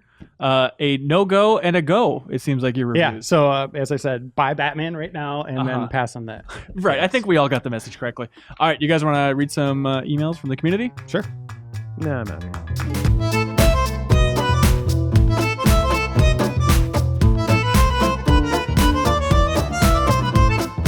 And welcome back to the Game Informer Show. We got some cool emails from people that they sent into podcast@GameInformer.com. Every week, people send in emails, questions, thoughts, concerns, words of wisdom to podcast@GameInformer.com. We read them off on the show. We then choose our favorite, and then we ship out something real nice to them every single week. Dan Tax clothing. That's right. Actually, a couple weeks ago, 3 we weeks did in a ship row. out Dan Tax Did that jacket. actually happen? It is in the mail. All right. Yes, sir. My favorite email I didn't include, but somebody wrote in about our Deus Ex Game Club, and they put a side-by-side picture of Wade Wojcik, video editor, next to Tintin, because I called him Tintin during that. He totally and is I really Tintin. he looks a lot like Tintin. He is But that's also a reminder that next week is the third part of our Deus Ex Game Club. So next week we're going to talk about the entire game. We've talked about the beginning, middle section, and now it's game on, all of Deus Ex Human Revolution. So if you want to play through that game, or you have played through it, and you want to write in some comments or questions for us, podcast@GameInformer.com, we will talk all about it. Looking forward to it, Reeves? Yeah. I need to finish that game now. Yeah, I also do too. Yep, all right. You are a champion, Reeves. You pulled it off. Daniel White writes in and says, "Hey guys, who's excited for Destiny's new expansion?" Interesting. Yeah. We should have a podcast where we talk about that. God, let's get Miller back in. In fact, right just no. We hope you learned something from the earlier segment. right. And I'm sorry for the deep dive for people that aren't interested in Destiny, but there's a lot of people out there that are, so we had to do it. You want to talk about it for another hour? No, I really Oh, don't. okay, all right. But I did want to plug that at the end of the month, like all of our cover stories, or most of them at least, we're going to have a special edition podcast. So if you have a nitty-gritty Destiny question that we didn't cover in that first section, we will post something on the site, and I'll plug it on the show here and you can submit a question, and then we'll ask the developers themselves. So your Destiny questions will get answered, I promise, this month. All right, Logan Ryan writes in and says, hello, guys and or gals. No Man's Sky is just around the corner, and I'm still very excited for it, but I'm seeing a lot of pre-negativity or doubt for this game. Sure. Can No Man's Sky do anything but disappoint? I feel like expectations were so high that no matter how good the game is, it is at a disadvantage already. Thank you, and have a nice day. Yeah, this is coming out next week, guys. Yeah. We're here. We have a new universe. It's been built. Yeah, I heard the game turns you into God. Like you just become God as you play it. Yeah, it's pretty crazy. That's going to give you that power. I feel like some copies are already out there. People are streaming it. Watch 20 minutes. There we go. There's leaks all over the place. A lot of rumors, but it seems like the empire of fandom is starting to crumble a little bit because people are just realizing, like, hey, everybody, it's a video game. Yeah. It's It only not the does so second much. coming of Christ like Pokemon Go is. This is just a video game made by mortals where you wander around a bunch of planets. A guy in a beard made this. What do you expect? Guy in a beard. The most polite man in the universe made this. Are you guys still looking forward to it? Absolutely. How could you not? Yeah. I mean, yeah, everybody was just hype, but you got to keep perspective and just be like, okay, here's the facts. Here's what it is. The thing that kind of threw me off was when they released all these numbers about like the odds of seeing another player and all that, where it just made the universe seem even bigger than it already was. Yeah. Like we knew it was gargantuan, but we kind of held on to that hope that, man, I bet I'll run into one of Reeves's planets one of these days, or like maybe I'll see someone out on the outskirts of space somewhere. Yeah. But try to coordinate with a friend, like, where are you? Let's try to get together. No, I feel like from the beginning they've been quashing that. Like, nope, the universe is a big place, ladies and gentlemen. Right. You're not going to run into them. But when you see that, it's like 0.00000. You're like, oh. Yeah. Which is crazy, and I'm still excited for that basic premise of just like lifting up off a planet and flying into space seamlessly, flying to another planet. Like that's all you want. There's a lot of stuff about this conceptually that's still really cool to me. I'm skeptical that the moment-to-moment gameplay is going to hold up over the long term. Yeah, I'm in it for the novelty. I'm excited to experience it, but I also imagine there's going to be that sensation after playing it for a little while of like, okay, I guess I can go to another planet and continue this grind for more rocks? minerals if I want to. Yeah, what's another name for butt? Like, what can I name this planet? Yeah. Sorry, that name is taken. We'll find out next week, huh? Yeah, I'm right there with you guys, but at the same time, like, my goodness, I love like games where you get to discover stuff and kind of put your stamp on things, and that's all this game is. So we'll see. Yeah, maybe some fans are going to taper off upon release, but like, you should still be excited about this. There's still that Reddit community that exists for a reason. Next Tuesday, you will start getting impressions. So read that stuff if you're still on the fence. There we go. Brian Rodriguez, who writes in a lot. He's the best. He's from Dallas, Texas. He writes in and says, hello, people of Game Informer. This question is mostly for Hanson. Thank you, Brian. The newest generation of Pokemon is coming out soon. Several new Pokemon have been revealed for Sun and Moon. My question is, which of these Pokemon is currently your favorite and why? Two of my favorite are Beware and Mimikyu. Both very good names for new Pokemon. I more am into the Pokemon and the new revelations just for the puns involved. Which one's wearing the Pokemon, the Pikachu mask? That's Mimikyu. Okay. Yeah, he's amazing. Ghost adorable. fairy, freaky looking Pikachu. Yeah, he's got to be the front runner for one of the coolest in the new game, right? Like, it's gonna be hard to top that. Well, have you seen Gumshoes? Is it just gum on a shoe? No, it's like a ferret weasel they announced on Monday, except it looks like Donald Trump. What? And everyone's like, there's no way this is related to Donald Trump. There's no way it's a coincidence.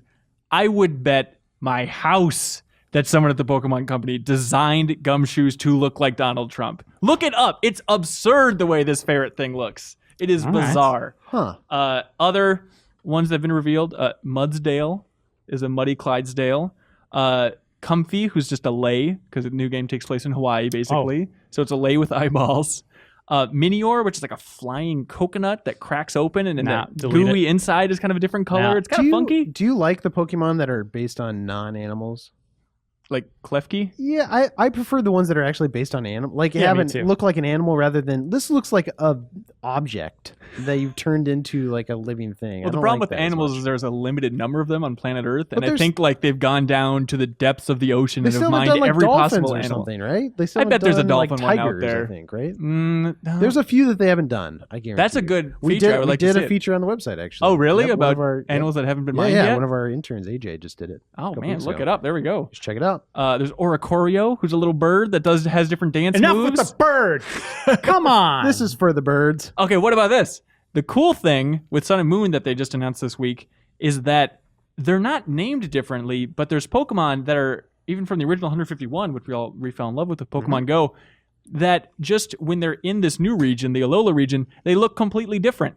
And so, like, Executor... Like they got tattoos or what? Basically, That's right. Executor, which is the got a tan. dumb-looking palm tree guy, his version for Sun and Moon, he looks even dumber, but he's still named the same, but he just has, like, an extra long neck. They took the dumbest-looking Pokemon in Executor and just workshopped how to make him look even more stupid. Well, there's a variety of bears. There's a couple of different elephants out there. Like, there's some variety within the species, and I guess, but it's interesting to just have it be the same name. Like Vulpix in Alola is no longer fire; it's ice, even though it that's should weird. be volcanic because it's Hawaii. Yeah. And Sandshrew is That doesn't also make sense. ice now. It's strange. ice on Hawaii. Do you think that's not just like a mistake they didn't fix? Or it's like, screw it. It got out in that trailer? Yeah. What are we gonna do? Could be. Let's see. Nick from Texas writes in and says, "Hey GI crew, I just got back from a trip to a large city in San Antonio where there were Pokemon aplenty. I'm talking everywhere I turned. There were Growlithe, Geodudes, Ponyta galore. I have since returned to where I live, and I'm back to the Rattata and Pidgey only situation that was referenced in last week's podcast. I understand this is due to Niantic using Ingress as a springboard for the app. Do you guys see this as a way of the fun of Pokemon Go wearing off for players in a more rural area, or an incentive to travel to bigger cities to keep up the fun? Keep up the good work." Well, I live in a rural area that is infested with rats. Mm-hmm. But every once in a while, a rare one will pop up. I mean, I think that's the case with pretty much everyone, right? Like everywhere we go, even here at the Game Informer office today, we had a Porygon show up. Well, I feel like with the update, and actually I think it came a little bit before the update, they changed the eggs or where these Pokemon spawn. Yes, and yeah, so the suddenly it nests. was like, there are Pinsir everywhere around Yeah. your office. This is completely new. And like Right. Squirtle's all over the place now. We'll have to see how often they change that. If that was a one-time Yeah. thing, or if they're going to keep doing that. Well, my town occasionally. is still the same. I will say, I recently took a weekend vacation up north Minnesota and like Okay. to some of the lakes up there. And I was like, oh, there'll be a ton of water Pokemon I can catch. There was nothing. There was absolutely nothing. And I'm like in a rural area, but I'm like, should I be punished because I'm in a rural area? I just feel bad for those people who do kind of live outside of the cities. Like, are they just not able to catch anything? Yeah, I went to a small town in Minnesota this weekend and just mopped up on some gyms and felt pretty good about myself. But it seems so bizarre, and I know it all came from Ingress and it's all carried over and whatnot, but it seems like the antithesis to like the core of Pokemon to be like, oh, don't go into the woods to catch Pokemon in like these beautiful rural areas. You have to go to Walmart downtown. Yeah. That's where the Kangaskhan is at. It's Or like they a could park, He's or even the shopping. Mall of America. Where else would he be? Yeah. The Mall of America is one of the hottest spots for Pokemon. It's like Yeah. shopping center. capitalism. Phooey. But they did open up to people to submit their new stops, right? Like Okay. or submit things for new stops, right? So hopefully in the future that changes a little bit and maybe Yeah. there's more activity. But Everyone I think it's go all to based northern on Minnesota. cell activity, right? Like the Oh, hot spots could of be. where cell data is It makes kind sense. of what But they even if base there's that not on. a Pokestop there, I feel like there should still be Pokemon around. Like that's the weird part to me is there are no Pokemon around. Sometimes you go out to a rural area, there's just nothing. Well, I mean, That even just in seems weird. Even in the cities, if you're not walking around a lure, I mean, it's not like they're popping up left and right. right. But yeah, I see it. And I understand Nick's I get point that. here too. But at the same time, that is kind of cool that they make you want to move around. yeah. Maybe they could do a better job of that for sure. But yeah, I like that where it's like, we're going on a trip to the zoo to get a Magmar. Let's all go into town. Beverly Hillbillies. Mike Worker writes in and says, "Hello, boys. I tell my friends that I enjoy playing on my small 27-inch monitor instead of my 61-inch Samsung TV for playing PS4. They scoff and they think I'm crazy. They say things like, why would you go to a screen half the size? That's stupid. They apparently don't realize the size difference to your eyes when you sit 8 to 9 feet away compared to only 2 feet. But I digress. I'm curious to know what you all, the experts, think on this debate." Reiner, you're just talking about screens and whatnot. For viewing, definitely, I get that. You want to go to a movie theater because or IMAX. It's like, oh my god, it's amazing being huge and all that stuff. But when you're playing a game and you need to keep track of data, especially multiplayer, I bet he's talking about multiplayer, where yes, a bigger screen can probably hurt you because your eyes have to capture more of the field, whereas a smaller screen, you have it right there.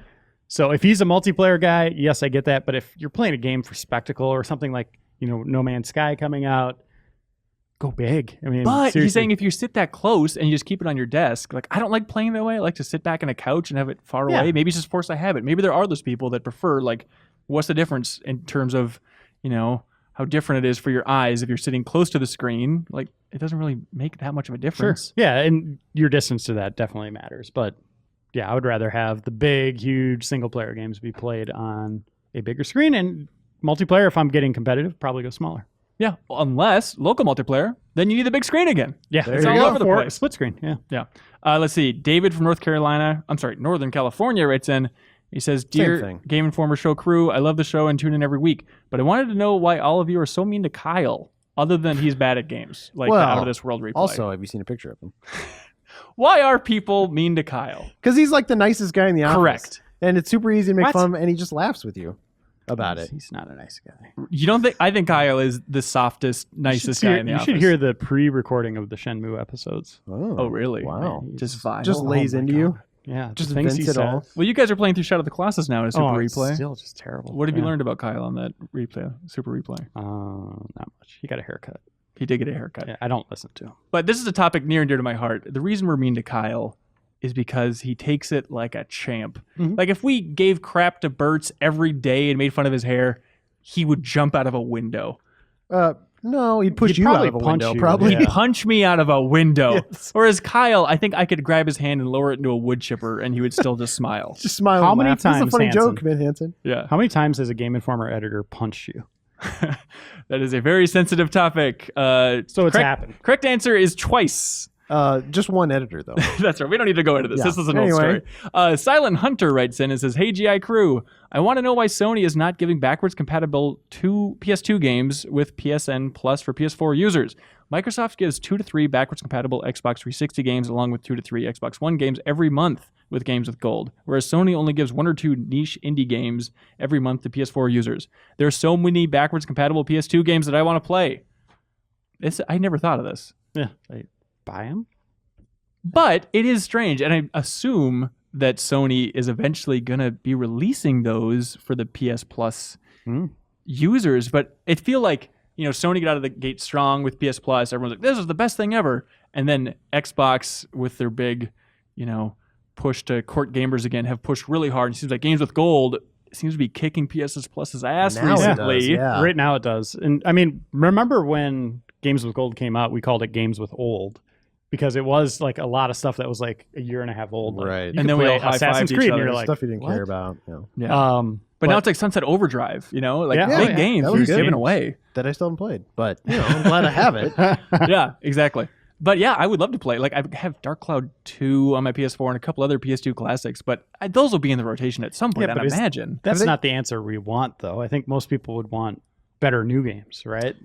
Than going back. Have I they don't started know. to cycle back at all? Like, I don't I think guess they have not. at all, I right? guess not. That's what Silent Hunter says. Yeah, I hadn't thought of it. I guess I hadn't thought of it either. But there are a few times where I'm like, I think I missed that game when it came up. Mhm. And I'm kind of kicking myself. It's like, I wish I could go back and get it. I wonder if the solution is just to like do it in addition to something else, right? Like, hey, we're making this a new offer again on this, but also you can get this game. Yeah, could be. Let's see. Nathan from Roanoke writes in and says, "Hello, guys and gals. If you could spend a day in the life of one of your fellow editors, who would it be and why?"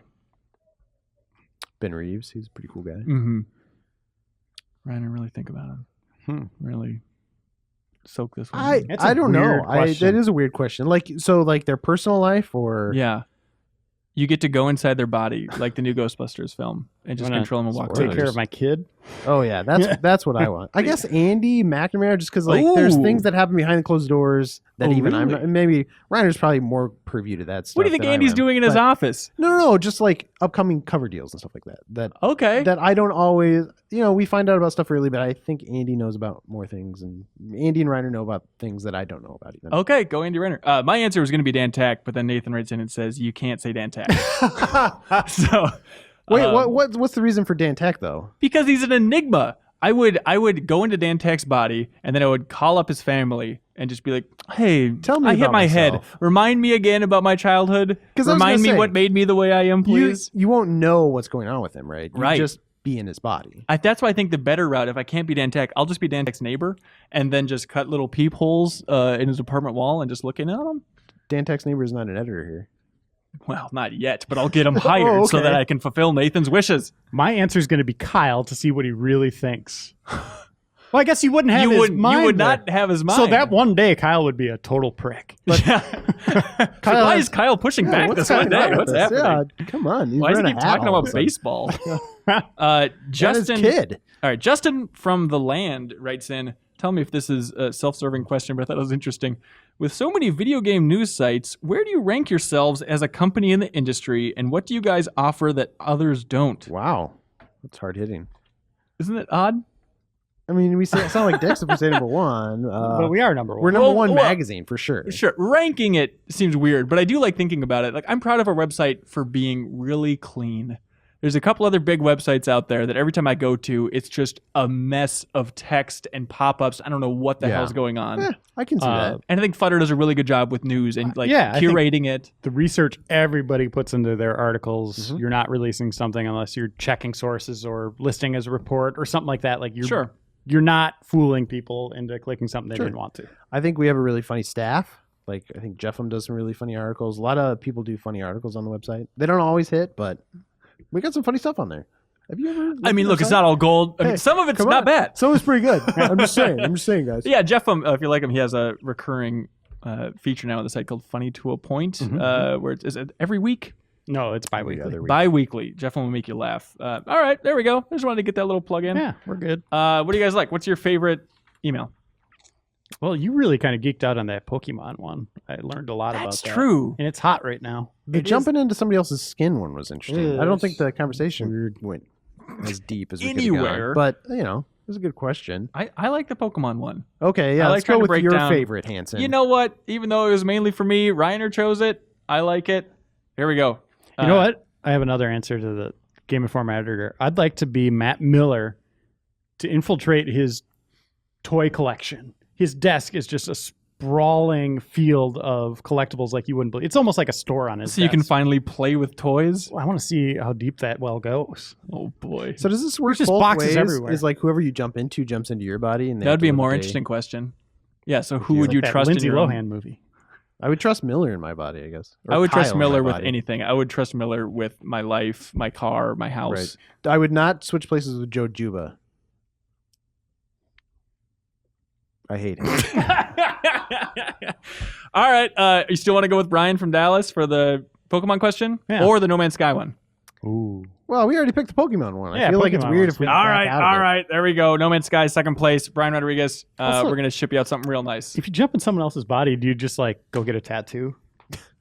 That's what Joe Juba would do. Like on the bottom of your foot, somewhere like they wouldn't know? Just Reiner was here. Man, my Yeah, foot just something really like hurts. that.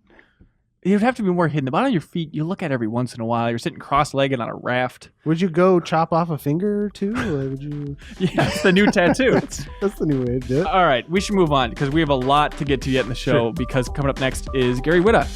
So stay tuned. We talk to the writer behind Star Wars Rogue One, all about his favorite Star Wars games, Cool. Mass Effect, all that fun stuff, and what it's like to be a writer in Hollywood these days. So stay tuned for that.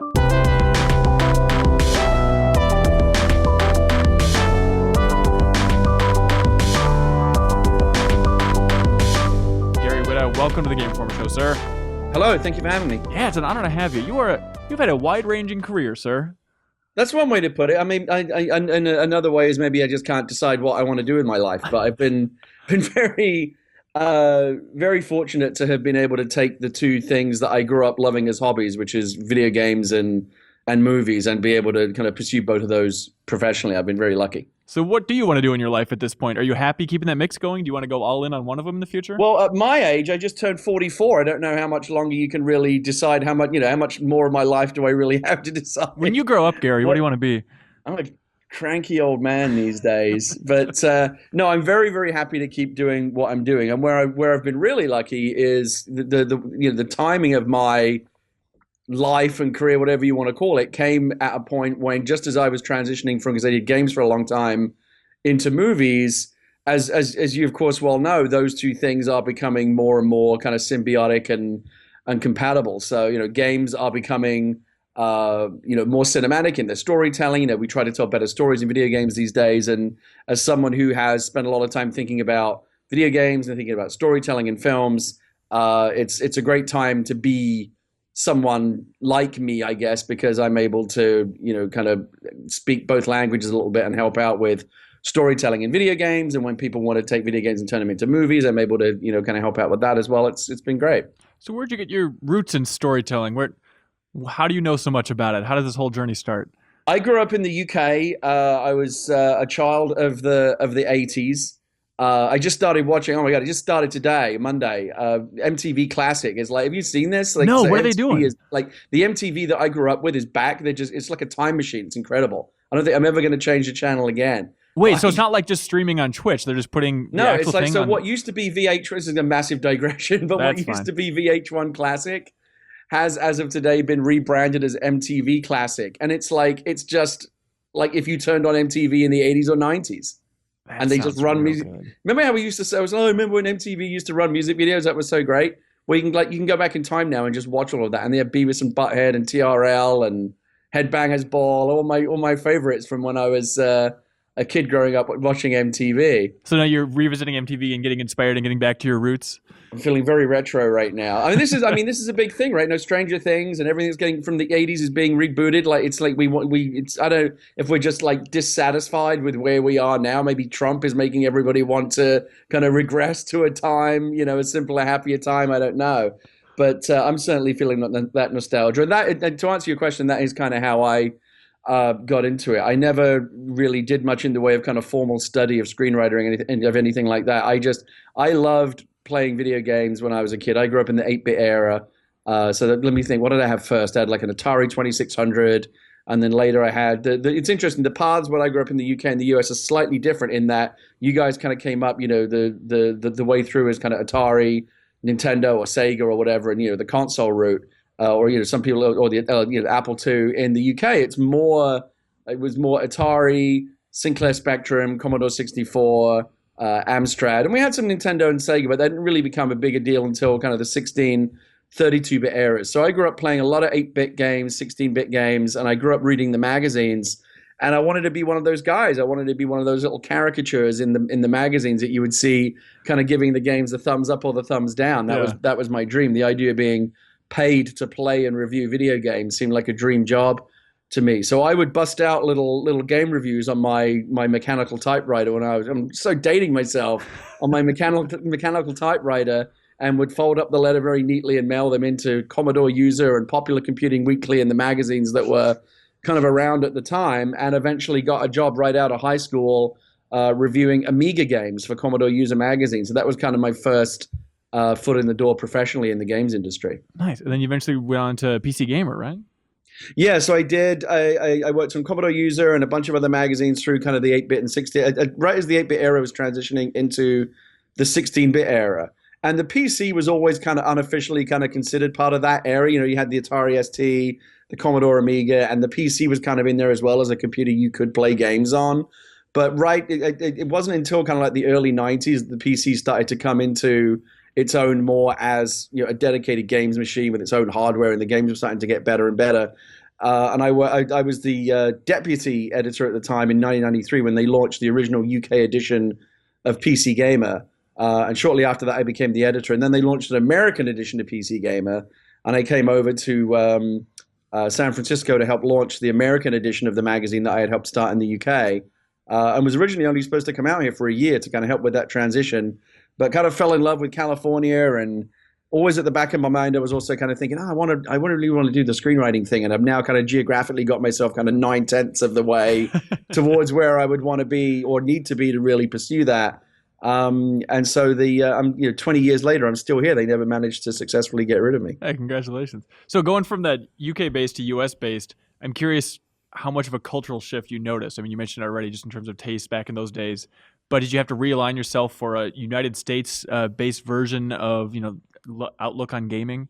No, in terms of popular culture, I mean, part of the reason why I came out here is I always kind of felt like a greater affinity with that. I was very much a child of American popular culture growing up in the 1980s and 90s, as many kids of my generation were. I mean, we have our own great, sci-fi and literature and popular culture as well. I grew up as much as anyone on Doctor Who and Blake Seven and Hitchhiker's Guide to the Galaxy and all those great, kind of sci-fi staples. But for the most part, we grew up like all kids around the world on largely American exports like Star Wars and Star Trek and Battlestar Galactica, and even the cheesier stuff like Knight Rider. I loved all that stuff. I loved all the old kind of Glenn A. Larson shows, and that's what I grew up thinking. I want to do that. And in the UK, there's never really been like a great mainstream genre base of entertainment. We're very good on Downton Abbey and Wolf Hall and Brideshead Revisited, and very serious shows. But I think we've always kind of a little bit, at least the powers that be have always kind of looked down their nose a little bit at kind of pure popular culture, genre, sci-fi type entertainment. It's changed a little bit with the popularity of Doctor Who, but when I was growing up, I felt like my chances of writing stuff like that was somewhat limited here in the UK, and so the calculation to come to the US was partly based on that. And in a weird way, I kind of felt like I was coming home, because I was coming to the place where all the stuff that I grew up loving was made, and where it was more acceptable to be a geek and to be into that stuff, I think, in the US than it was in the UK. Yeah, were you pretty tight with the British game development scene back when you were in the UK then? A little bit, yeah. And again, I'm going to date myself again when I talk about development teams like the Bitmap brothers and these these kind of great guys that came out of the 80s. And the great thing is a lot of these guys are still going. Once a lot of gaming really is, I think, for many, a career for life. So many of the game developers that I grew up idolizing and then later kind of interviewing and working with in the 1980s and 90s are still going strong today. They've risen to kind of very important positions in the game industry. So yeah, I was the one thing I will say when I talk about the UK being not quite as strong on kind of sci-fi and genre entertainment as in the US, in the video game space, that was not true at all. I actually think that the British had and continue to have a disproportionate percentage of the greatest game developers and game development anywhere in the world. Why do you think that is? I don't know. I think I tell you why. I think partly why it was. When I talked about those two different tracks, how you guys mainly kind of grew up with, the Nintendo and the Sega systems. Those were closed systems, right? You could play those games. You could never really get in there and figure out, like, if you were curious about how to make a game yourself, it was very difficult to figure out, like, where would you go, right? Maybe you could get an Apple II, or maybe you could get a PC, but those were very, very expensive things back then. We were very fortunate in the UK around the same time that we had geniuses like Sir Clive Sinclair, who gave us computers like the ZX Spectrum and the Commodore 64, which you could actually get in and program. They were open systems. You could learn BASIC. And again, you saw this in the US as well, but many of your listeners won't be old enough to remember this, but I used to get the magazines that had the type-in listings where you would write in literally hundreds and hundreds of lines of kind of basic computer code and get your own computer games running and up on screen. And so if you were curious about not just playing the games, but how they were made and maybe making your own, I just think the hardware that was available and the price, it was so much cheaper. I mean, you could get a Spectrum for the equivalent of a couple of $100, where a PC or an Apple II in America might cost you more like $1,000. So there was just a lower bar for kids to have access to open systems that would allow them to tinker and play. And so many of the great games that came out of that early generation of the 80s and 90s were literally written by one guy in his bedroom who learned how to code, learned how to program, and put together his own games. And then as the consoles became more dominant, that kind of went away, right? The idea of like one guy making a game went away for a long time, especially now that game budgets are $200 million and you need hundreds of people working in teams. But what's interesting is it's kind of come back around again with the indie scene. Look at games that you play on Steam, and a lot of the great games that you can go find in the independent scene are now once again just made by one either one guy or a team of very small guys who have a great idea, a low budget, some ability to throw together the graphics and the code themselves, and they can do great things. It's interesting. So like that open system, do you think that's maybe why Europe in general is more focused on systems-based games or even strategy games? I think in mainland Europe mainly. Whereas I think of like, in Japan, they're much more for clean systems, tight, don't give too many options out there, but make it a hell of an experience. And you think that's just based on the hardware that those kids grew up with? Yeah, maybe so. It was always a little bit more kind of gritty, kit bashed, like what can you get up and running on a screen in the UK, because, the resources were very thin, but again, they were open. There was nothing to stop you just, again, just think about it. The system that you would buy, if you look at kind of parallel, gamers in the UK and the US in, say, the late 80s, early 90s, they would have had either, they had a couple of $100 to spend. They would buy either a Nintendo, which is just all input. right? All you can do, sorry, I should say all output. The game outputs a game that you play, and your input is limited to, playing the game. You're under the very strict rules you're given. And some people could find ways to kind of find exploits or hack, but there's very little you could do to kind of get under the hood and really feel like you could, input into the game or start to make your own. Whereas for the same cash in the UK, like again, a couple of $100, you could buy a Spectrum that had a full keyboard. It literally had all the programming commands, written into the kind of little rubberized keys, and you could just as easily make a game as load one up and play it. And so I just think there wasn't any kind of curiosity gap. I think kids in the US were just as curious about how are these games made, how do I play them. They just weren't the tools at the same kind of user-friendly price points available for kids to really explore that curiosity as we had in the UK. Yeah. So looking back on your time at PC Gamer, are there moments with developers that really stand out to you as being like, that was amazing and special? Like, who are some of the legends that you interacted with back in the day? During the PC Gamer days? Yeah. We actually did it at one point. We did. One of the things that was interesting about the time that I kind of came into the magazine world was we were just starting to figure out that the guys that made the games were in many cases as interesting as the games. And again, the question that comes back to that essential curiosity, right? It's not just playing the game. It's like, who came up with this? Like, this is so cool. This is so crazy. Like, I want to know who came up with this idea. And so, this wasn't the case in the early days of video gaming. We just were happy to play the games, and whoever made it, you might not even be able to find the name of the guy in the in the instruction manual or anywhere on the packaging. But we started to want to learn about and in certain cases celebrate the people that made these great games. Now, of course, we live in a world where there are, rock star developers, right? I mean, really, celebrity game developers who have earned that status through the great games that they've made, and we rightly kind of applaud and celebrate them for, the contributions that they've made, whether it's Cliff Bleszinski or Hideo Kojima. I mean, these people are, celebrities, rock stars in our business.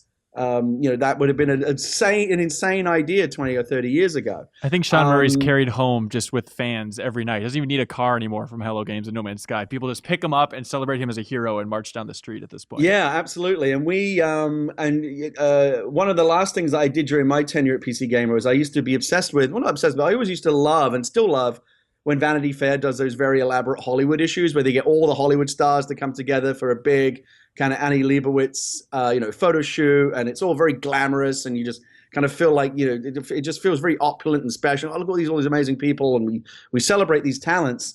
And I felt that, as much as we've come a long way in terms of doing the same thing for our game developers, we never really, really, really put the focus on them in the same way.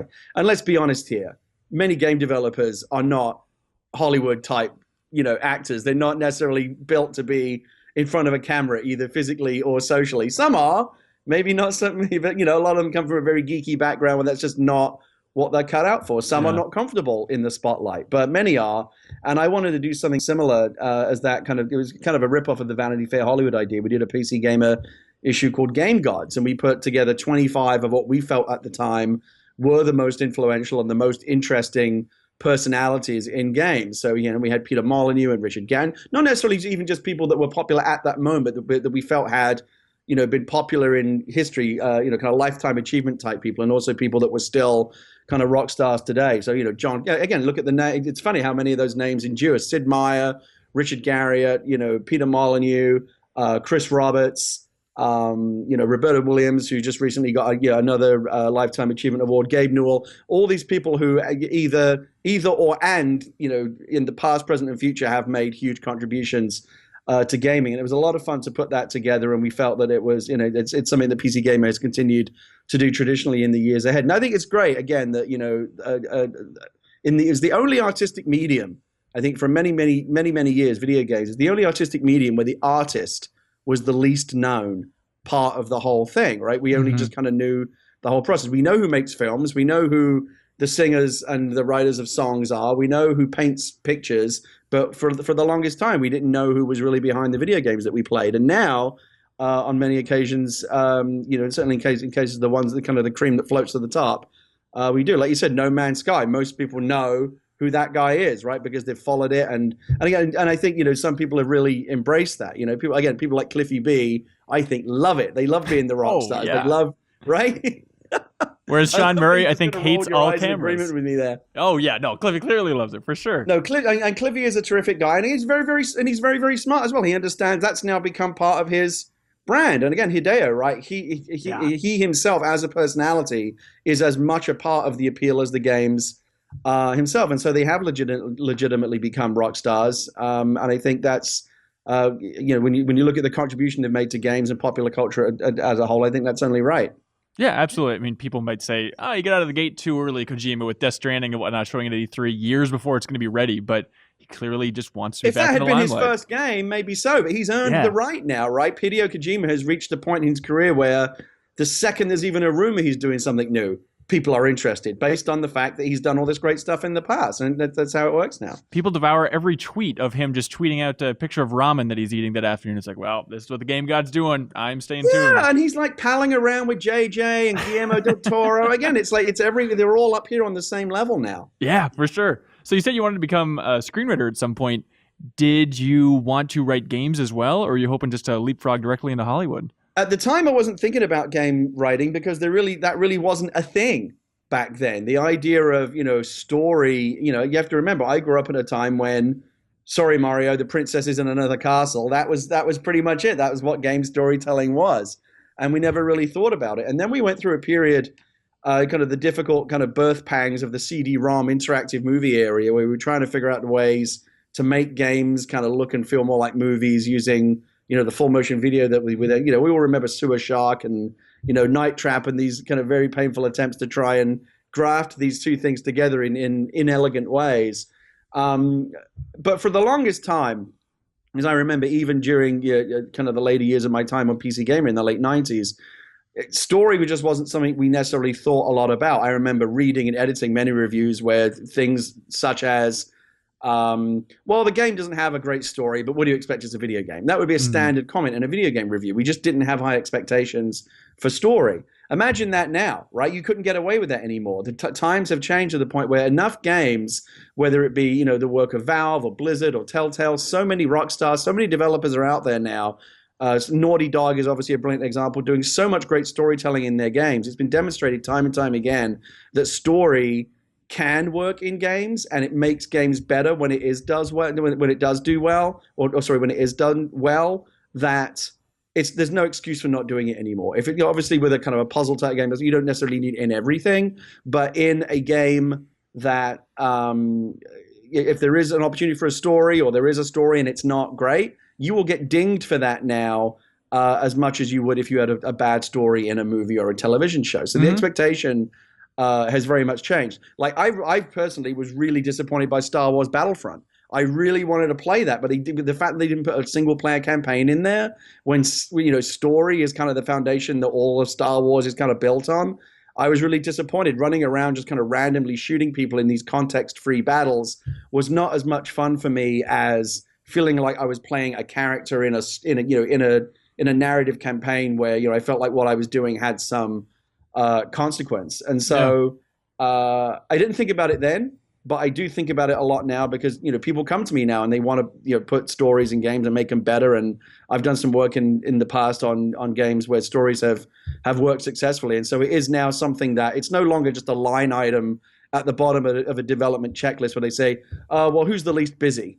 You can do the story. Now they're bringing in professional storytellers from outside, or increasingly developing and building up their own storytelling departments and their own institutional storytelling knowledge inside big time development companies, and paying as much attention to it as the game design or the sound design or the visuals or any other key element. What do you think about some of those early games that people really herald as like champions of storytelling in the 90s? Do you think that they hold up today? I mean, people maybe like Final Fantasy IV is a good example, or Final Fantasy VI.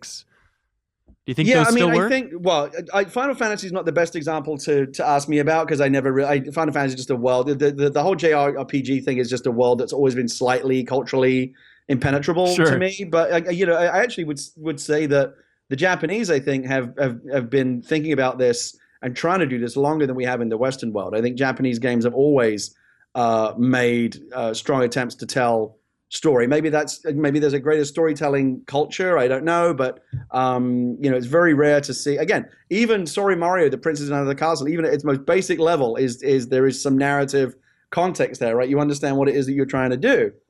And so I do think that both in the East and West in the last 20 years, we've seen a massive acceleration in trying to get this right. And I think what we've mostly seen is failed experiments. Again, if you go back and look at, kind of that CD-ROM era, and you look at stuff like Sewer Shark, or you look at stuff, a lot of the games that I used to cover when I was editing PC Gamer in the mid to late 90s, what we saw was an attempt to try to make games feel more like movies without really understanding that games aren't movies and movies aren't games. They're two very different things, and story can work in both. But trying to just bring live actors onto a stage and film them as though they're in as they are in a film, and then have those kind of workers cutscenes doesn't necessarily work. I think Valve made. I think the first time I saw it work really, really beautifully was in whatever year it would have been. Was it 90? I want to say 98. I don't remember when the first Half-Life came out. Yeah, I think it's 98. So blown away by it because it told a story in a way that was so enmeshed with the language of games, right? There were no, if you think about it, there's no cutscenes, right? At no point do you ever step out of Gordon Freeman's body. Everything is experienced through your kind of, first person point of view. And the way that scripted events work, with things are literally, it's like going through a Pirates of the Caribbean, right? There are things waiting in the shadows, literally waiting for you to kind of walk in and trigger a scripted event that will surprise you. We take that for granted now. At the time that Half-Life was doing it, that was totally new. And to be able to convey a whole sense of a world and a narrative, and you felt like you were doing something and you understood what was going on and what the stakes were, without having to use what at the time had been those kind of traditional, old-fashioned, kind of multi-camera cutscenes. Was a big step forward in realizing that games are their own language and they don't have to just copy films to tell a story. We actually have more interesting ways of doing it. And of course, now what we see is games in some ways going beyond film and television and be able to tell stories that film and TV never could, by allowing the audience to actually become part of the story, by making decisions instead of saying, well, I want this character to live or die, or I want the story to go left or right, and have branching narratives. And as an audience, really, really feeling like they're engaged and part of the story. In film and TV, we always trying to think of every trick we can to make the audience feel engaged and to care about what's happening on the screen, even though they're not part of the story. Mm-hmm. But by making a player part of the story, by part of the narrative that's unfolding, you can get people really, really caught up in the action. When I worked on The Walking Dead, oh my God! I was the consultant across the first season of The Walking Dead Telltale game. I wrote episode 4, and the way that those games are developed episodically is, we're working on episode 4 while people are playing episode 2. The game's out there in the world, and so we're getting live feedback on the episodes are already out there while we're still finishing up the season. And you try not to let that get too much in your head, right? Because you've got a plan, you want to actually know where the story's. We always knew how the story was going to end. You look at feedback along the way, and maybe you make little tweaks, but you would never make a major change. But people got really, really, really invested in this idea of as Lee protecting Clementine, right? They became really, really attached to Clementine. And so when I came on episode 4, I got people sending me like quite serious letters saying like, you better not let anything happen to Clementine.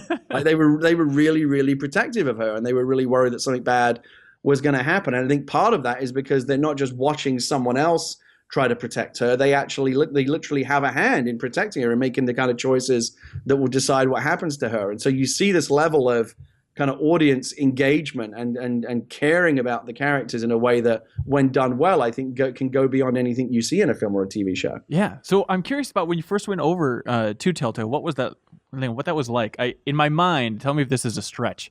I always envisioned it kind of like, you hear the stories about Pixar and like Joss Whedon coming in and doing a draft of Toy Story, and then they'll be like, oh, it's nice to have a screenwriter here to tell us maybe some more Hollywood-style principles. Do you felt like you played that role at Telltale, or what was your involvement? No, it was quite there? the opposite. First of all, I'm not Joss Whedon, far from it. And Telltale at the time was not Pixar, although a lot has changed, and they are actually getting closer to becoming, I think, kind of the Pixar of the video game world. When I came in during the first season of The Walking Dead, they were a very, very small company. You go visit them now, they are in a much bigger office with many, many, many more people, and they're doing Minecraft and Batman and Game of Thrones and all of these things that exploded out of the success of The Walking Dead. Yeah. But I will tell you, it's funny you use that example because the reality was exactly the opposite. Pixar saying to Joss Whedon, "What can you teach us?" And by the way, that actually is the way Pixar operate. I've spoken at Pixar a couple of times, and it's amazing to see how they kind of go about their business. Even though you think of Pixar, right, as master storytellers, they are brilliant at what they do. They can make us cry. Some of the most emotional times I've ever spent in a movie theater are with Pixar films. Yeah. So you think, my God, these guys, like, they've got it down. They know everything. And yet they constantly invite storytellers and people from other fields to come in and talk to them because they feel like they can never stop learning. Like, if they get to the point, and I would say this to any writer or someone in any creative field, if you ever get to the point where you say, I've cracked it, there's nothing more for me to learn, that is the beginning of your downfall. And the fact that Pixar never got to that point, I think, is a good illustration of why they continue to just get better and better and better, because they're always learning. So learning and then like testing and iterating as well. Is that another big lesson from Pixar? Yeah, well, I mean, and Pixar will throw away an almost completely finished film if they feel like it's not what they want it to be, and they'll go back to square one. I mean, they're very, very, very, they're kind of their own harshest critics. In the case of Telltale, though, it was the exact opposite of them saying to me, what can we learn from you? I really went in and found myself learning a lot from them. They're not at Telltale anymore, but the two guys that were kind of the story leads on The Walking Dead, Sean Vanham and Jake Rodkin, when I would sit in the room with them and you break, when I say break, it means just kind of figure out when you break the story of an episode of a Telltale game, it works much the same way as you do it in television. A bunch of people sit around a big conference table, and you have a whiteboard, and there's usually one or two guys that are kind of running the room and are in charge of kind of guiding the conversation.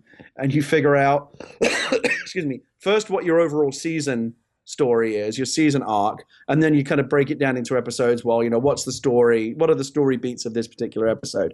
And I would sit around the table along with, the 4 or 5 other writers and and you have game developers in there as well, the actual game designers, because, you can have a great story idea, but then a game designer will put his hand up and say, wait, how's that supposed to work in the game? Because I actually have to figure out how to make that interactive. So there's a lot of kind of interdisciplinary conversation happening about an idea that might be great for game design, might not be great for story, and vice versa. And balancing those two things is very difficult. So the reality was I ended up learning a ton about developing stories for interactive games from Sean and Sean and Jake, of course, went on to even greater things with Firewatch, which is tremendous.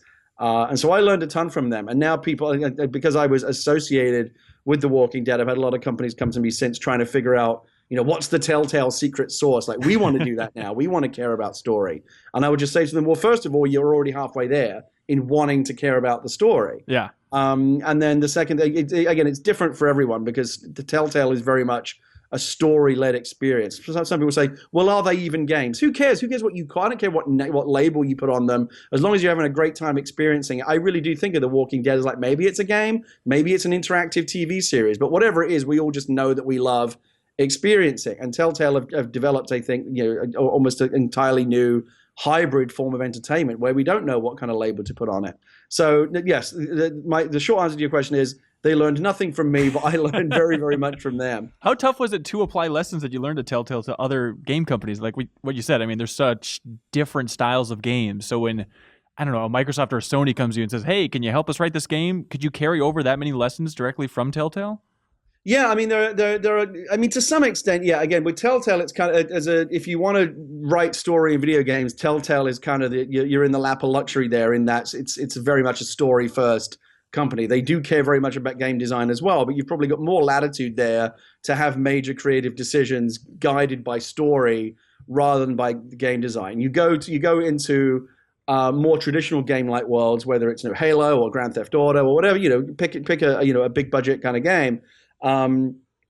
And story is still considered very important. Again, more important now that we've seen it work really well. Other companies really want to get it right, but they don't necessarily have the same luxury of having story lead the experience. Like, for example, I did some consultancy on Halo 5. Oh, great. On Guardians after Telltale, and I'd sit in the room and in my naivety pitch story ideas where I was, oh, wouldn't it be great if this character got stranded, on this thing? And they would constantly remind me that won't work because our game design has to support 4-player co-op all the time. Oh my so God. you cannot do a story. So any story strand that you're telling, we need to be able to have 4 characters there. And so that's just one example of the kind of game design restriction. It's an additional restriction on your storytelling. And this is why I often tell people, I think, writing for games is by far it's the least celebrated area right now in writing, right? You can write a great script for a video game, but you'll probably be less noticed and recognized for that than you would be if you wrote a great script for a movie or a television show. And yet it's the hardest hill to climb, not simply both in terms of volume, because when you think about all kind of the branching dialogue, like an episode of, the Walking Dead TV show is, an hour long, right? Take out the commercials, 44 minutes. A typical script is a page a minute. So a typical script for a Walking Dead TV show is probably around 50 pages.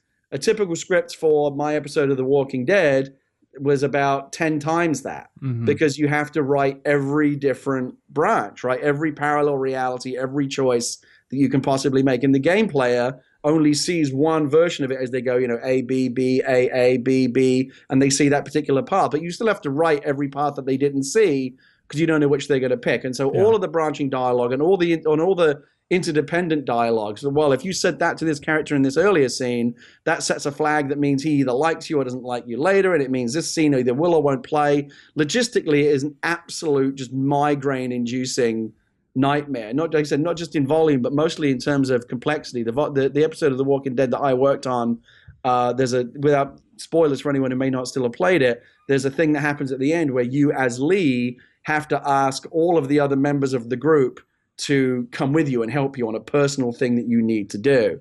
And at that point, the game is remembering and taking into account every flag that you've tripped, not just over that episode, but over every episode that you played in the whole season, and coming up with a calculation based on am I favorably disposed towards Lee at this moment? Because maybe he helped me earlier, or maybe he didn't, or maybe he said something nice to another character that I don't like, and that's why I don't like him. Yeah. Maybe I do like Lee, but this guy's going to help him, and I don't like him, and so you should see the flow chart for it. Is it really exciting? Like in that story pitch that you talked about on the whiteboard, when you see like, oh my God, they're going to come to a head in this 4th episode, and they're going to have to choose which characters to align themselves with. Do you see that as like, oh man, this is going to be sweet? At the time, you go, ha, ha, ha, ha, ha, and you're rubbing your hands together and thinking about all the potential.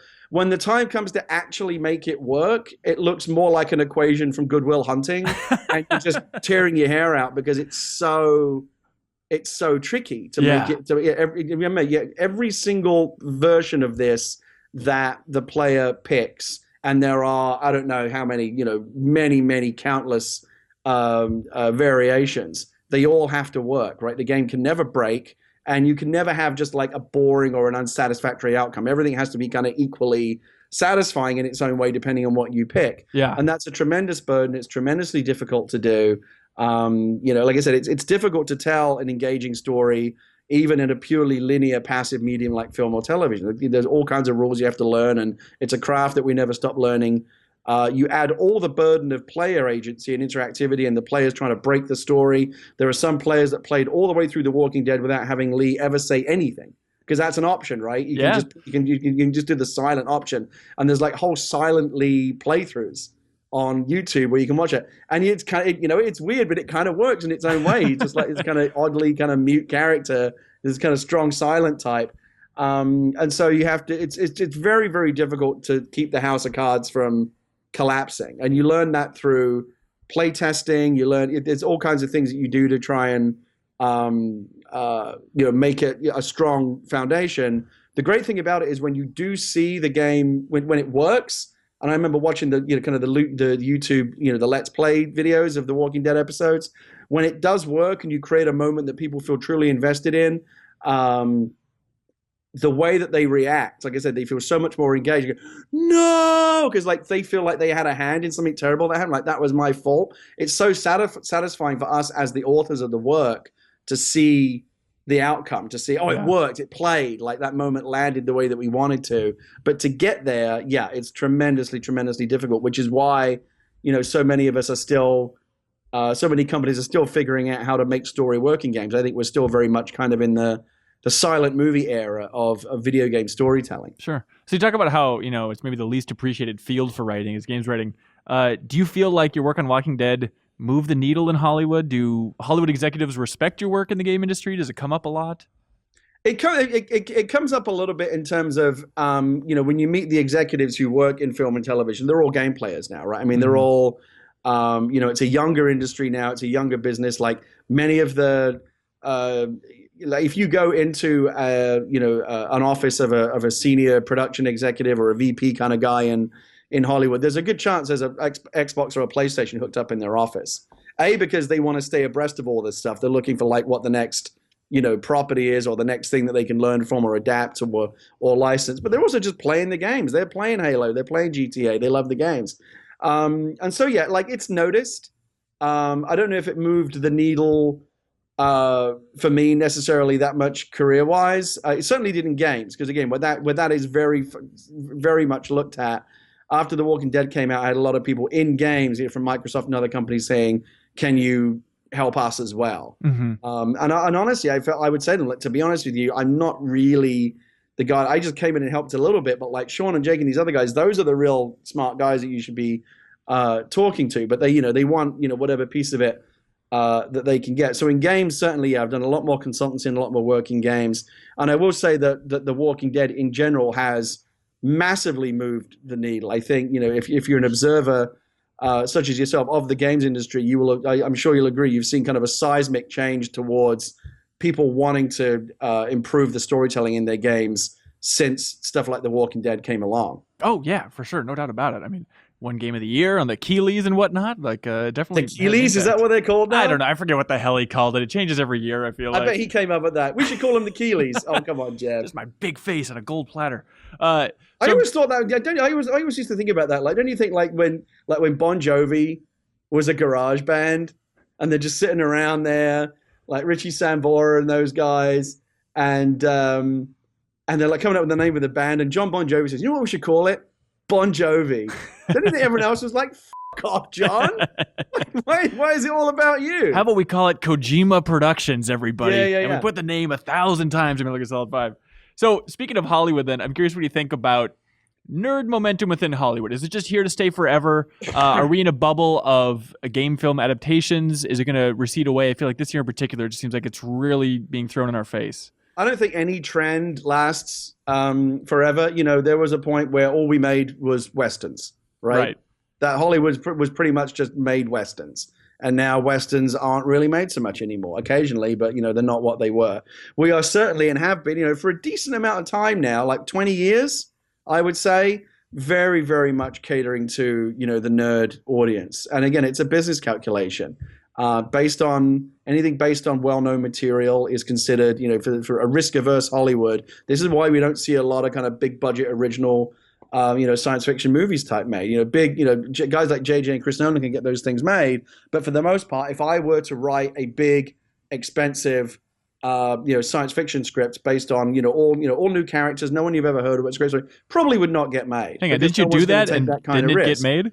But everyone knows who Spider-Man is. Everyone knows who even non-nerds, right? Everyone knows who Spider-Man. And that was the genius of the JJ reboot of Star Trek, right? Was like, we got to go back to the characters that everybody knows. Everybody knows Kirk and Spock, right? We all know those guys, and you don't have to be a geek to know them. And so that's how you get more people to come to the party. Because the truth is, the geeks alone aren't enough, right? You can have all the Spider-Man fans in the world show up to the new Spider-Man movie, but if it's just them, it's not near, that movie bombs. It's not nearly enough. You got to get people you got to make it cool for the people that don't necessarily read the comics, or the reality is the majority of people who go see Captain America Civil War or whatever have never picked up a Captain America book in their life, but the movie made it cool for them. Or Deadpool's a good example. Like, I remember arguing before that film came out, like, no one cares about Deadpool. Like, it is just this very vocal minority. Before the movie came out, I did not really know who Iron Man was. I knew that he was a guy in a suit, but I didn't know I never really heard the name Tony Stark. Like, because I've never been like a really kind of deep in my bones comic book guy. Yeah. I remember when they were going to make the Green Lantern movie, I asked a friend of mine who's really into comics. I was like, okay, so explain to me, what Green Lantern is and like how, like what are his power, like how does it all work? And he explained it to me, and I was like, okay, now tell me the real version, because you're joking, right? That can't be the real. That's not what Green Lantern does. He's got like green flubber that comes out of his ring and can turn it into anything. And there are these like intergalactic space Smurfs that he works for. Like I couldn't take any of it seriously. And so much of it is hard to take seriously, right? And that's why I think you've seen DC and Marvel. You know, the movies are not as crazy as the comics, right? They're a bit more grounded. A lot of the more, I mean, fair play to them. You know, Guardians of the Galaxy and some of the other Marvel movies have really embraced the silliness of it all. DC, I think, has gone much more grounded. Like, we have to pretend this is all real and it's very gritty. And what are the political ramifications? Like, you can't just have Superman going around doing good stuff anymore, and it's all going to be very politically complicated now. And I think that's a shame to some degree. But yeah, it's I don't know if the comic movies are going to be around forever. Like I said, no trend ever really is. I think they've probably got, I don't know, 10 or 15 more good years guaranteed. And then sooner or later, like even I'm getting a little bit tired, right? I mean, don't get me wrong. I love the Marvel movies. And I actually think Wonder Woman and JLA look really good. I'll go see them. But even I'm like, when there's 4 or 5 or 6 coming out over the course of a summer, you know, I don't know if I want to see them all. Like something's got to give. It's almost too much. So we are definitely at a saturation point. It'll be very interesting to see what happens in the next few years. But that's still the momentum that you're finding. That's where the business is just adaptations. Like you announced Mouse Guard you're writing, right? Yeah, so I'm working on Mouse Guard, which is and that was a challenge to get made as well, because it's a much lesser known piece of material. It's very, very well known within the world of, you know, kind of certain comic book geeks, but it's not Spider-Man, it's not Batman. And again, those are the characters that you're generally seeing you know, adapted, right? You know, it took us this long just to get Wonder Woman, who is very, very well known. And I think where Marvel has been very, very clever is now using the success that they've had of the major heroes, you know, the Captain America, Incredible Hulk, Iron Man, and using those as kind of a backdoor to get the lesser known ones like Black Panther and these guys in, and now they're going to have big movies. So their strategy has been very, very, very clever. But yeah, I mean, in terms of like just adapting material and not really favoring original films and wanting to be risk averse and you know, adapting books and things that we can say if the movie flops, well, it wasn't our fault. You know, the audience was there. You know, it wasn't like we took a risk on some highly unoriginal, you know, or highly unknown piece of material. So Hollywood's always going to do that. I don't think that's a trend. That's just a reality of Hollywood when there's so much money at stake. Hollywood is weirdly kind of now like a secondary, somewhat vampiric business, and they don't generally bring a lot of big ideas to the table anymore. They find great ideas that have proven themselves in other mediums, and then they will make the big razzmatazz version of it, but only after certain spreadsheets and pie charts have been satisfied so that they feel like they can make the financial decision to spend all this money and not lose their jobs. But like pre-Star Wars, I feel like you found success with original stuff. I mean, you wrote Book of Eli and After Earth. Like those got pushed through the system somehow, right? Well, I mean, so with Eli, I was very lucky in that, you know, I didn't expect that movie to be made. Again, that was an original piece. And, you know, there's all kinds of commercial strikes against it. It's got, you know, religious themes and it's very, very violent. It probably needs to be R-rated. You know, it's kind of a small film. There aren't like big explosive action things in it.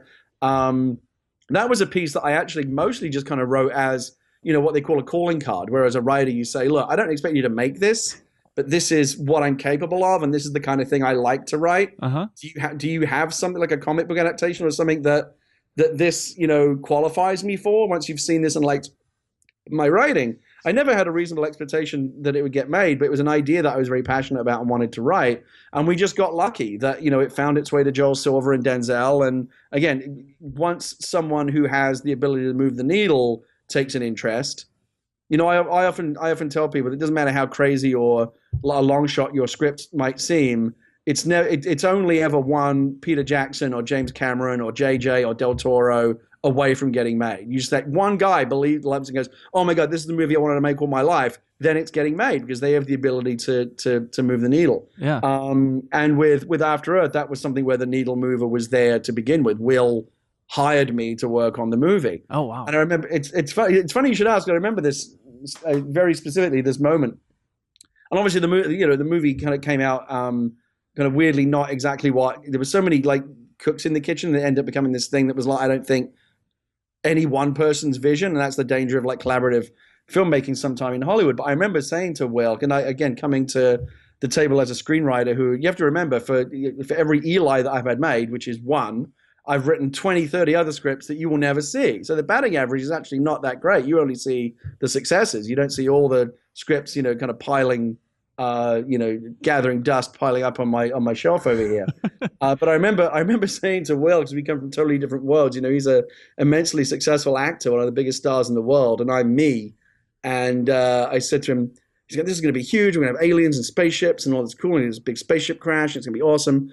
And, clearly talking about like a big, $150, $200 million movie. And it's an original piece. It's just an idea that he had. And I remember sitting there thinking, and eventually saying to Will, like, this is crazy, right? Like, because he financed the development of the script himself. This was all done outside of the studio system. And he said, we're just going to take it. And then the whole package, me as the producer and the star and your script and everything else, we take it to the studio and we make it. And so it wasn't just his belief. Like, he had real money invested in writing the script and developing it and having concept art and all this, the whole presentation for the studio. And I remember saying, like, this is a big risk. Like, what if the studio says no and doesn't want to make your movie? And he wasn't joking at all. It was a sincere moment. He looked at me as like, I have no idea what you're talking about. Because Will is someone that, I don't think he'd ever heard no up until the point. As a big movie star, if he attaches himself to a script, it is instantly getting made. And so he goes to the studio and says, look, this is a passion project for me. I just did, your latest Men in Black, and I'll do the next big franchise movie. This is how Chris Nolan does it as well. Inception. One for them, one for you type of thing. Under almost any other circumstances, a movie of that size and scale and ambition. And again, people are reading the script and wait, so they're inside their heads and dreams within dreams, and this is all very complicated. And I don't, if anyone else had written that script, it might, as great a script as it was, very well might just be another script kind of sitting on a pile and showing up in one of those annual, internet lists of, Hollywood's best unmade scripts. You see them all the time. Exactly. But, because it was Chris Nolan and because he's in business with Warner Brothers who love him and want him to continue making movies for them forever, I think it was a simple equation of, look, you want me to make the next Batman movie? Fine, but you'll make this first. And so it gets done. Yeah. And we all dream of kind of getting to that level, right, where you've had enough success that the studio doesn't feel like they're taking a risk on you anymore, right? Chris Nolan now is the brand, right? You'll go see a Chris Nolan movie, right? Just because it's Chris Nolan. Or, and again, you can say the same with Spielberg or Del Toro or JJ, the same kind of 5 or 6 names coming up, this handful of people, or Coen brothers for me, where I don't need to know what it's about. I just need to know that they made it, and I'll go see their new thing. Could be an original idea, could be a comic book. I don't care if it's set in ancient Rome or the Wild West or the modern day. If it's Coen brothers, I'm going. Yeah, for sure. And for the studio, and that's kind of creatively, I don't feel like I'm taking a risk. I know I'm going to enjoy whatever they make. With someone like Chris Nolan or JJ, the studio knows that they're almost certainly going to make money with whatever he brings them. Yeah. And so it doesn't matter if it's an original or a franchise anymore. They're in the business now, I think, of creating franchises, right? Cloverfield's on its way to being a franchise now. That's a brand. And that started as an original. Yeah. I use this example all the time. You got to remember, in 1975, Star Wars, or the Star Wars, as it was back then, was just a weird script sitting on someone's desk and getting people all over Hollywood saying, "What the hell is this?" There's these robots and a talking bear, and this guy's a robot, but he also does magic. Like, what is Episode 4? Here? What the hell? No, that was just a weird science fiction script from the guy that had just made American Graffiti, and famously, of course, people all over town said no. And it was Alan Ladd and the guys at Fox that said, okay, we'll take a chance on it. And now it's obviously one of the biggest, if not the biggest, cinematic, franchise of all time. But whether it's video games, whether it's movies, whether it's television, every big franchise, Fast and the Furious, Star Wars, Star Trek, you name it, started with somebody taking a risk on an original idea that had not at that point been proven. I feel like the games industry sees you and your career is like, hey, local boy does good. Coming from the gaming roots and now writing one of the biggest films of the year, Star Wars Rogue One. I mean, I want to know, is it as satisfying as it seems to the outside world to land gigs like that? No. Okay, great. Yeah, well, yes. Yeah. There's no hope. Yes Okay. and no. But I'll explain. Let me qualify that. Part of the problem is that, people who become writers, I think, become writers because they're deeply damaged. psychologically, emotionally, whatever. They're not social animals. They're not good in a room. The best way for them to express themselves is kind of by proxy, which is like, so kind of write their feeling, put their feelings down onto the page privately by themselves, and then hand that to someone and run away, right? Rather than kind of engage with them directly. That's kind of how writers express themselves. And so we are deeply insecure. We all suffer from, what we call imposter syndrome, that idea that, we're all frauds and we can't really do this, and, we get lucky. I was very lucky early in my career to meet Frank Darabont, who created The Shawshank Redemption, one of the greatest movies I've ever seen. And I, early on in my career, I got to hang out with him, and he kind of did a bit of mentoring with me. And I talked to him about the paralysis, the terror of the blank page. When you look at the blank page, and he's like, well, okay, here we go. I'm going to write something, and then you're just going to go, and that's what. So you go clean the fridge or do something else because you don't really want to write. It's so scary. And Darabont, I expected him to say, like, right, okay, here's how you get past that. And he said to me, I know it's terrible, isn't it? I have that as well. I was like, what? No, but the fraud, like, people are going to think that I'm a fraud and I can't do this. You wrote The Shawshank Redemption. Like, doesn't that prove not only to the whole world, but to you that you can ever do, that you can do this, and not just can do it, but you're great at it? He's like, no, you just think that you got lucky that one time. And the next time, the truth will be revealed to you and the whole world that, in fact, you suck. And I remember thinking, I don't know if that makes me feel better or worse. The idea that, well, even the greats suffer from that, right? That's kind of comforting to know. But at the same time, it kind of sucks to know that you could become one of the greats, but you'll still never be free of that internal, nightmare, that voice at the back of your head saying, this is the one. This is the one where they find out that you suck. This happens every single time, and it never goes away. And I suspect a lot of people that are, writers or wannabe writers who have tried this are, I suspect, recognizing what I'm saying right now, because I think all people that have the creative impulse have it. It's a very real thing. And yeah, Star Wars and everything else, there is a certain pragmatic part of you that goes, well, look, people wouldn't keep hiring you if they didn't think you could do this. But that's barely kind of what sustains you. But no, for the most part, it's a fairly tortured existence of, you finish the one thing, but then that next blank page is waiting for you. And the moments in the sun, the moments that make it feel like it's all worth it, like when you're on a red carpet, and there's flashbulbs going off, and you actually get to feel like you have that kind of Vinny Chase moment. I've got to do that a few times, okay. Right? And you go, just for that moment, you allow yourself to kind of let that moment in the movie, where it slows down. Sure. And the voiceover comes up. How did I get here? That kind of thing. you do, those moments do exist in real life, or when you see your name come up in 30-foot high letters at the end of the movie. In that moment, you kind of go, it was all worth it. But it's kind of like, I don't know, I guess it's kind of like an orgasm in that it's very pleasurable, but it goes away pretty quickly, and then you're just kind of like, well, now what? I gotta go do. I gotta go do now, but now I gotta go figure out how to have the next one, and that maybe this. And then there's Rebels. I mean, I think that's post-coitus cuddling, I think, is how that works. Yeah. So yeah. That's right. So yeah, after I was done with Rogue One, Lucasfilm asked me to come work on Rebels for a while, and I actually the first stuff of mine that you'll see my name on, where there is Star Wars in the Star Wars world will be Rebels, the animated series on Disney XD. The third season starts this fall, and I got to write a few episodes of that, and again be in that. The real fun there is just being in that room. Oh yeah, with a bunch of guys who all love and care about Star Wars, and Dave Filoni, who worked on Clone Wars with George directly, and now runs Rebels, who is one of the truly great Star Wars minds. Like, no one knows, not even just talking about the trivia, but like just understanding what Star Wars is and isn't. Like just what makes it. That was the big challenge, right, with Episode 7. Is like when everyone goes and sees it, and many people, myself included, frankly, went to see the prequels and just came out thinking like that just wasn't. It just wasn't Star Wars to me. It just didn't feel like the Star Wars that I grew up knowing and loving. And then maybe Episode 7 made you feel that a little bit more because, they tried harder to kind of capture that, that kind of OG feel.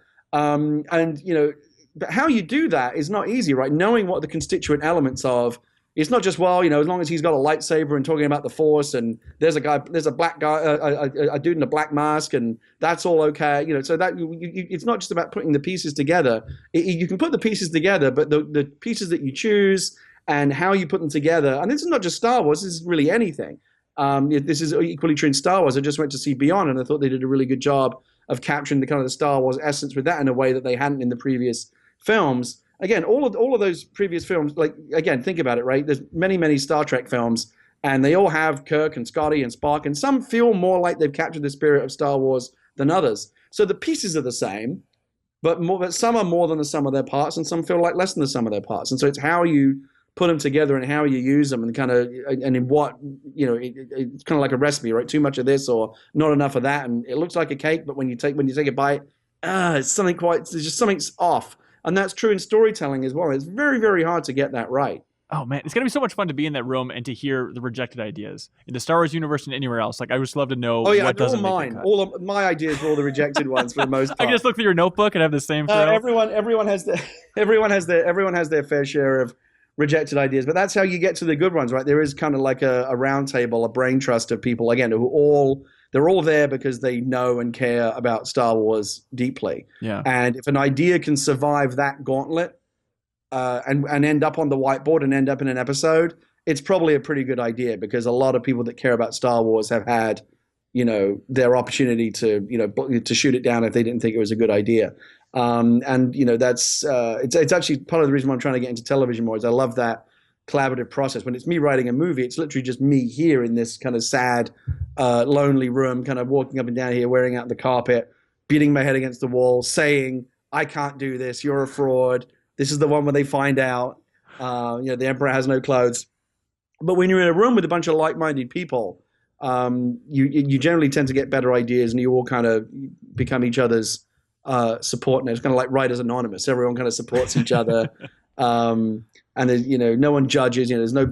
You talk about rejected ideas. One of the rules that you generally have is, you try to say, there are no stupid ideas, right? You'll never no one will ever get shot down for having a stupid idea, because if you're made to feel bad, you might have the next great idea, but the next time you won't raise your hand because you're afraid of people making fun of you. Mm-hmm. So even if an idea is terrible, people tend to, but even a terrible idea could lead to someone else saying, well, not that, but what if you did it like this? And then you get to the great idea. Yeah. And so, that kind of brainstorming is invaluable. And again, you're increasingly seeing that in game development. That's how Telltale work, and increasingly how the story departments in video games work now is very similar to television development. So I'm curious, since you're a little bit of a Star Wars expert at this point, what do you consider the best Star Wars games ever made? What do you point to? I have to go, let me think. So I don't think there's been a great one in recent memory. Like I said, I didn't like Battlefront, and there haven't been a ton of Star Wars games recently. Like since LucasArts went away, we just haven't, until EA's come along, we've just now started to see the beginning of what they're doing. I think, Amy's Star Wars game is going to be tremendous. Amy Hennig's game. I think what, Jade Raymond and what Respawn are going to be doing is incredible. But to think of the last great one, I would say the last great one was the original Knights of the Old Republic. That was the last one that I played, and played it for hours and hours and end on the original Xbox. And it was the closest I think I've come outside of the films to feeling like I was having a cinematic Star Wars experience in a game. And then prior to that, I would say the X-Wing and Larry Holland's X-Wing and TIE Fighter games are probably the best that we've ever got. But if I had to pick like the best Star Wars game of all time period, I'd probably pick KOTOR. Yeah, good choice. Do you ever talk to the BioWare guys? I've had little conversations with them. I really wanted to get into the Old Republic. Yeah. And then when I eventually saw it, it just kind of felt so much. Maybe I'm wrong. Maybe I should give it another chance. But it just felt so much like a skinned I was looking to get away from World of Warcraft because it was ruining my life at the time. I was playing like 15 hours a day. I thought, I need something else.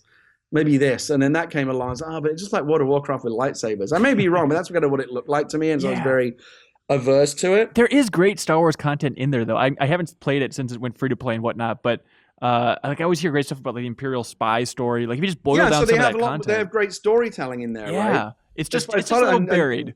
And actually, when we talk about great storytelling in games, we should not. I was actually remiss when I didn't mention BioWare before, because the Mass Effect games are, I think, are incredible. I'm anxious. If you ask me like what my most And if I could just like wave a magic wand and have like the next game that's not finished yet, like come forward in time and be on my desk right now, I'd probably pick either whatever the next gen Red Dead game is, because you know they're doing it, right? Course, whatever that is, or Mass Effect Andromeda, because I devour those games. I don't do this in any other game, but with BioWare, their world is so rich. I would read every codex entry on every planet that I went to. I'll scroll down and read the whole thing. I just loved that world. I just wanted to devour every piece of information about it. And the storytelling is great. Again, you really feel like you're making a difference. The way that I guess I won't get to do this. I don't know if I will or not with a new character, but the way I always used to play my shepherd was just I would do full renegade, right? Just to make him the biggest dick possible, just super awful to anyone. But by the end, I would start to feel really bad. Oh, and that was the genius thing in Knights of the Old Republic as well. I did the same thing. I'm going to go full dark side, right? There comes a point where you get to say, okay, you get to decide now. Which the paths are going to diverge. Which way do you want to go? I'm going to go. This is going to be fun. Like typically, I think if I really lived in Star Wars, I'd probably more want to be a good guy. You're not legally obligated to say that. You can be a badass. It's fine. No, I'd be a good guy, but it's fun. But here's the bit: it's fun to play the bad guy, right? That's why a lot of actors will say it's more fun to play the villain. Yeah, good point. It's more delicious. It's fun to pretend to be bad. Deep down, we all want to be good people, but that's why it's so much fun to pretend to be bad. So I was going kind of dark side, and the genius of the story design in the original KOTOR, and you can go get it on Steam for like $2 now, I think. Like, go play it if you never have.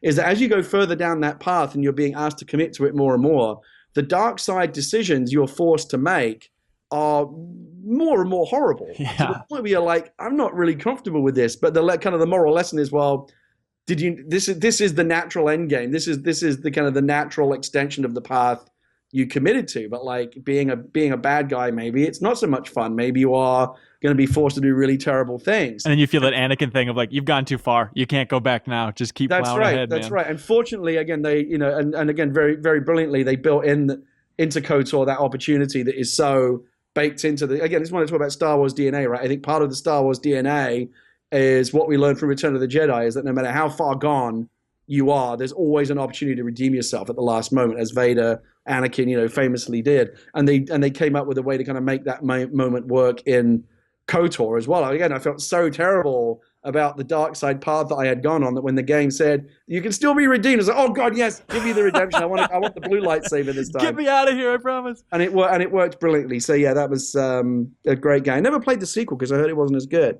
Yeah, it's interesting. I mean, it's been patched up so many times now by fans, and actually they just added like widescreen support and controller support on Steam, so it's a good time to go back to it if you want to. Maybe I should check it out. Yeah, for sure. All right, I think we've kept you long enough, Mr. Whitta.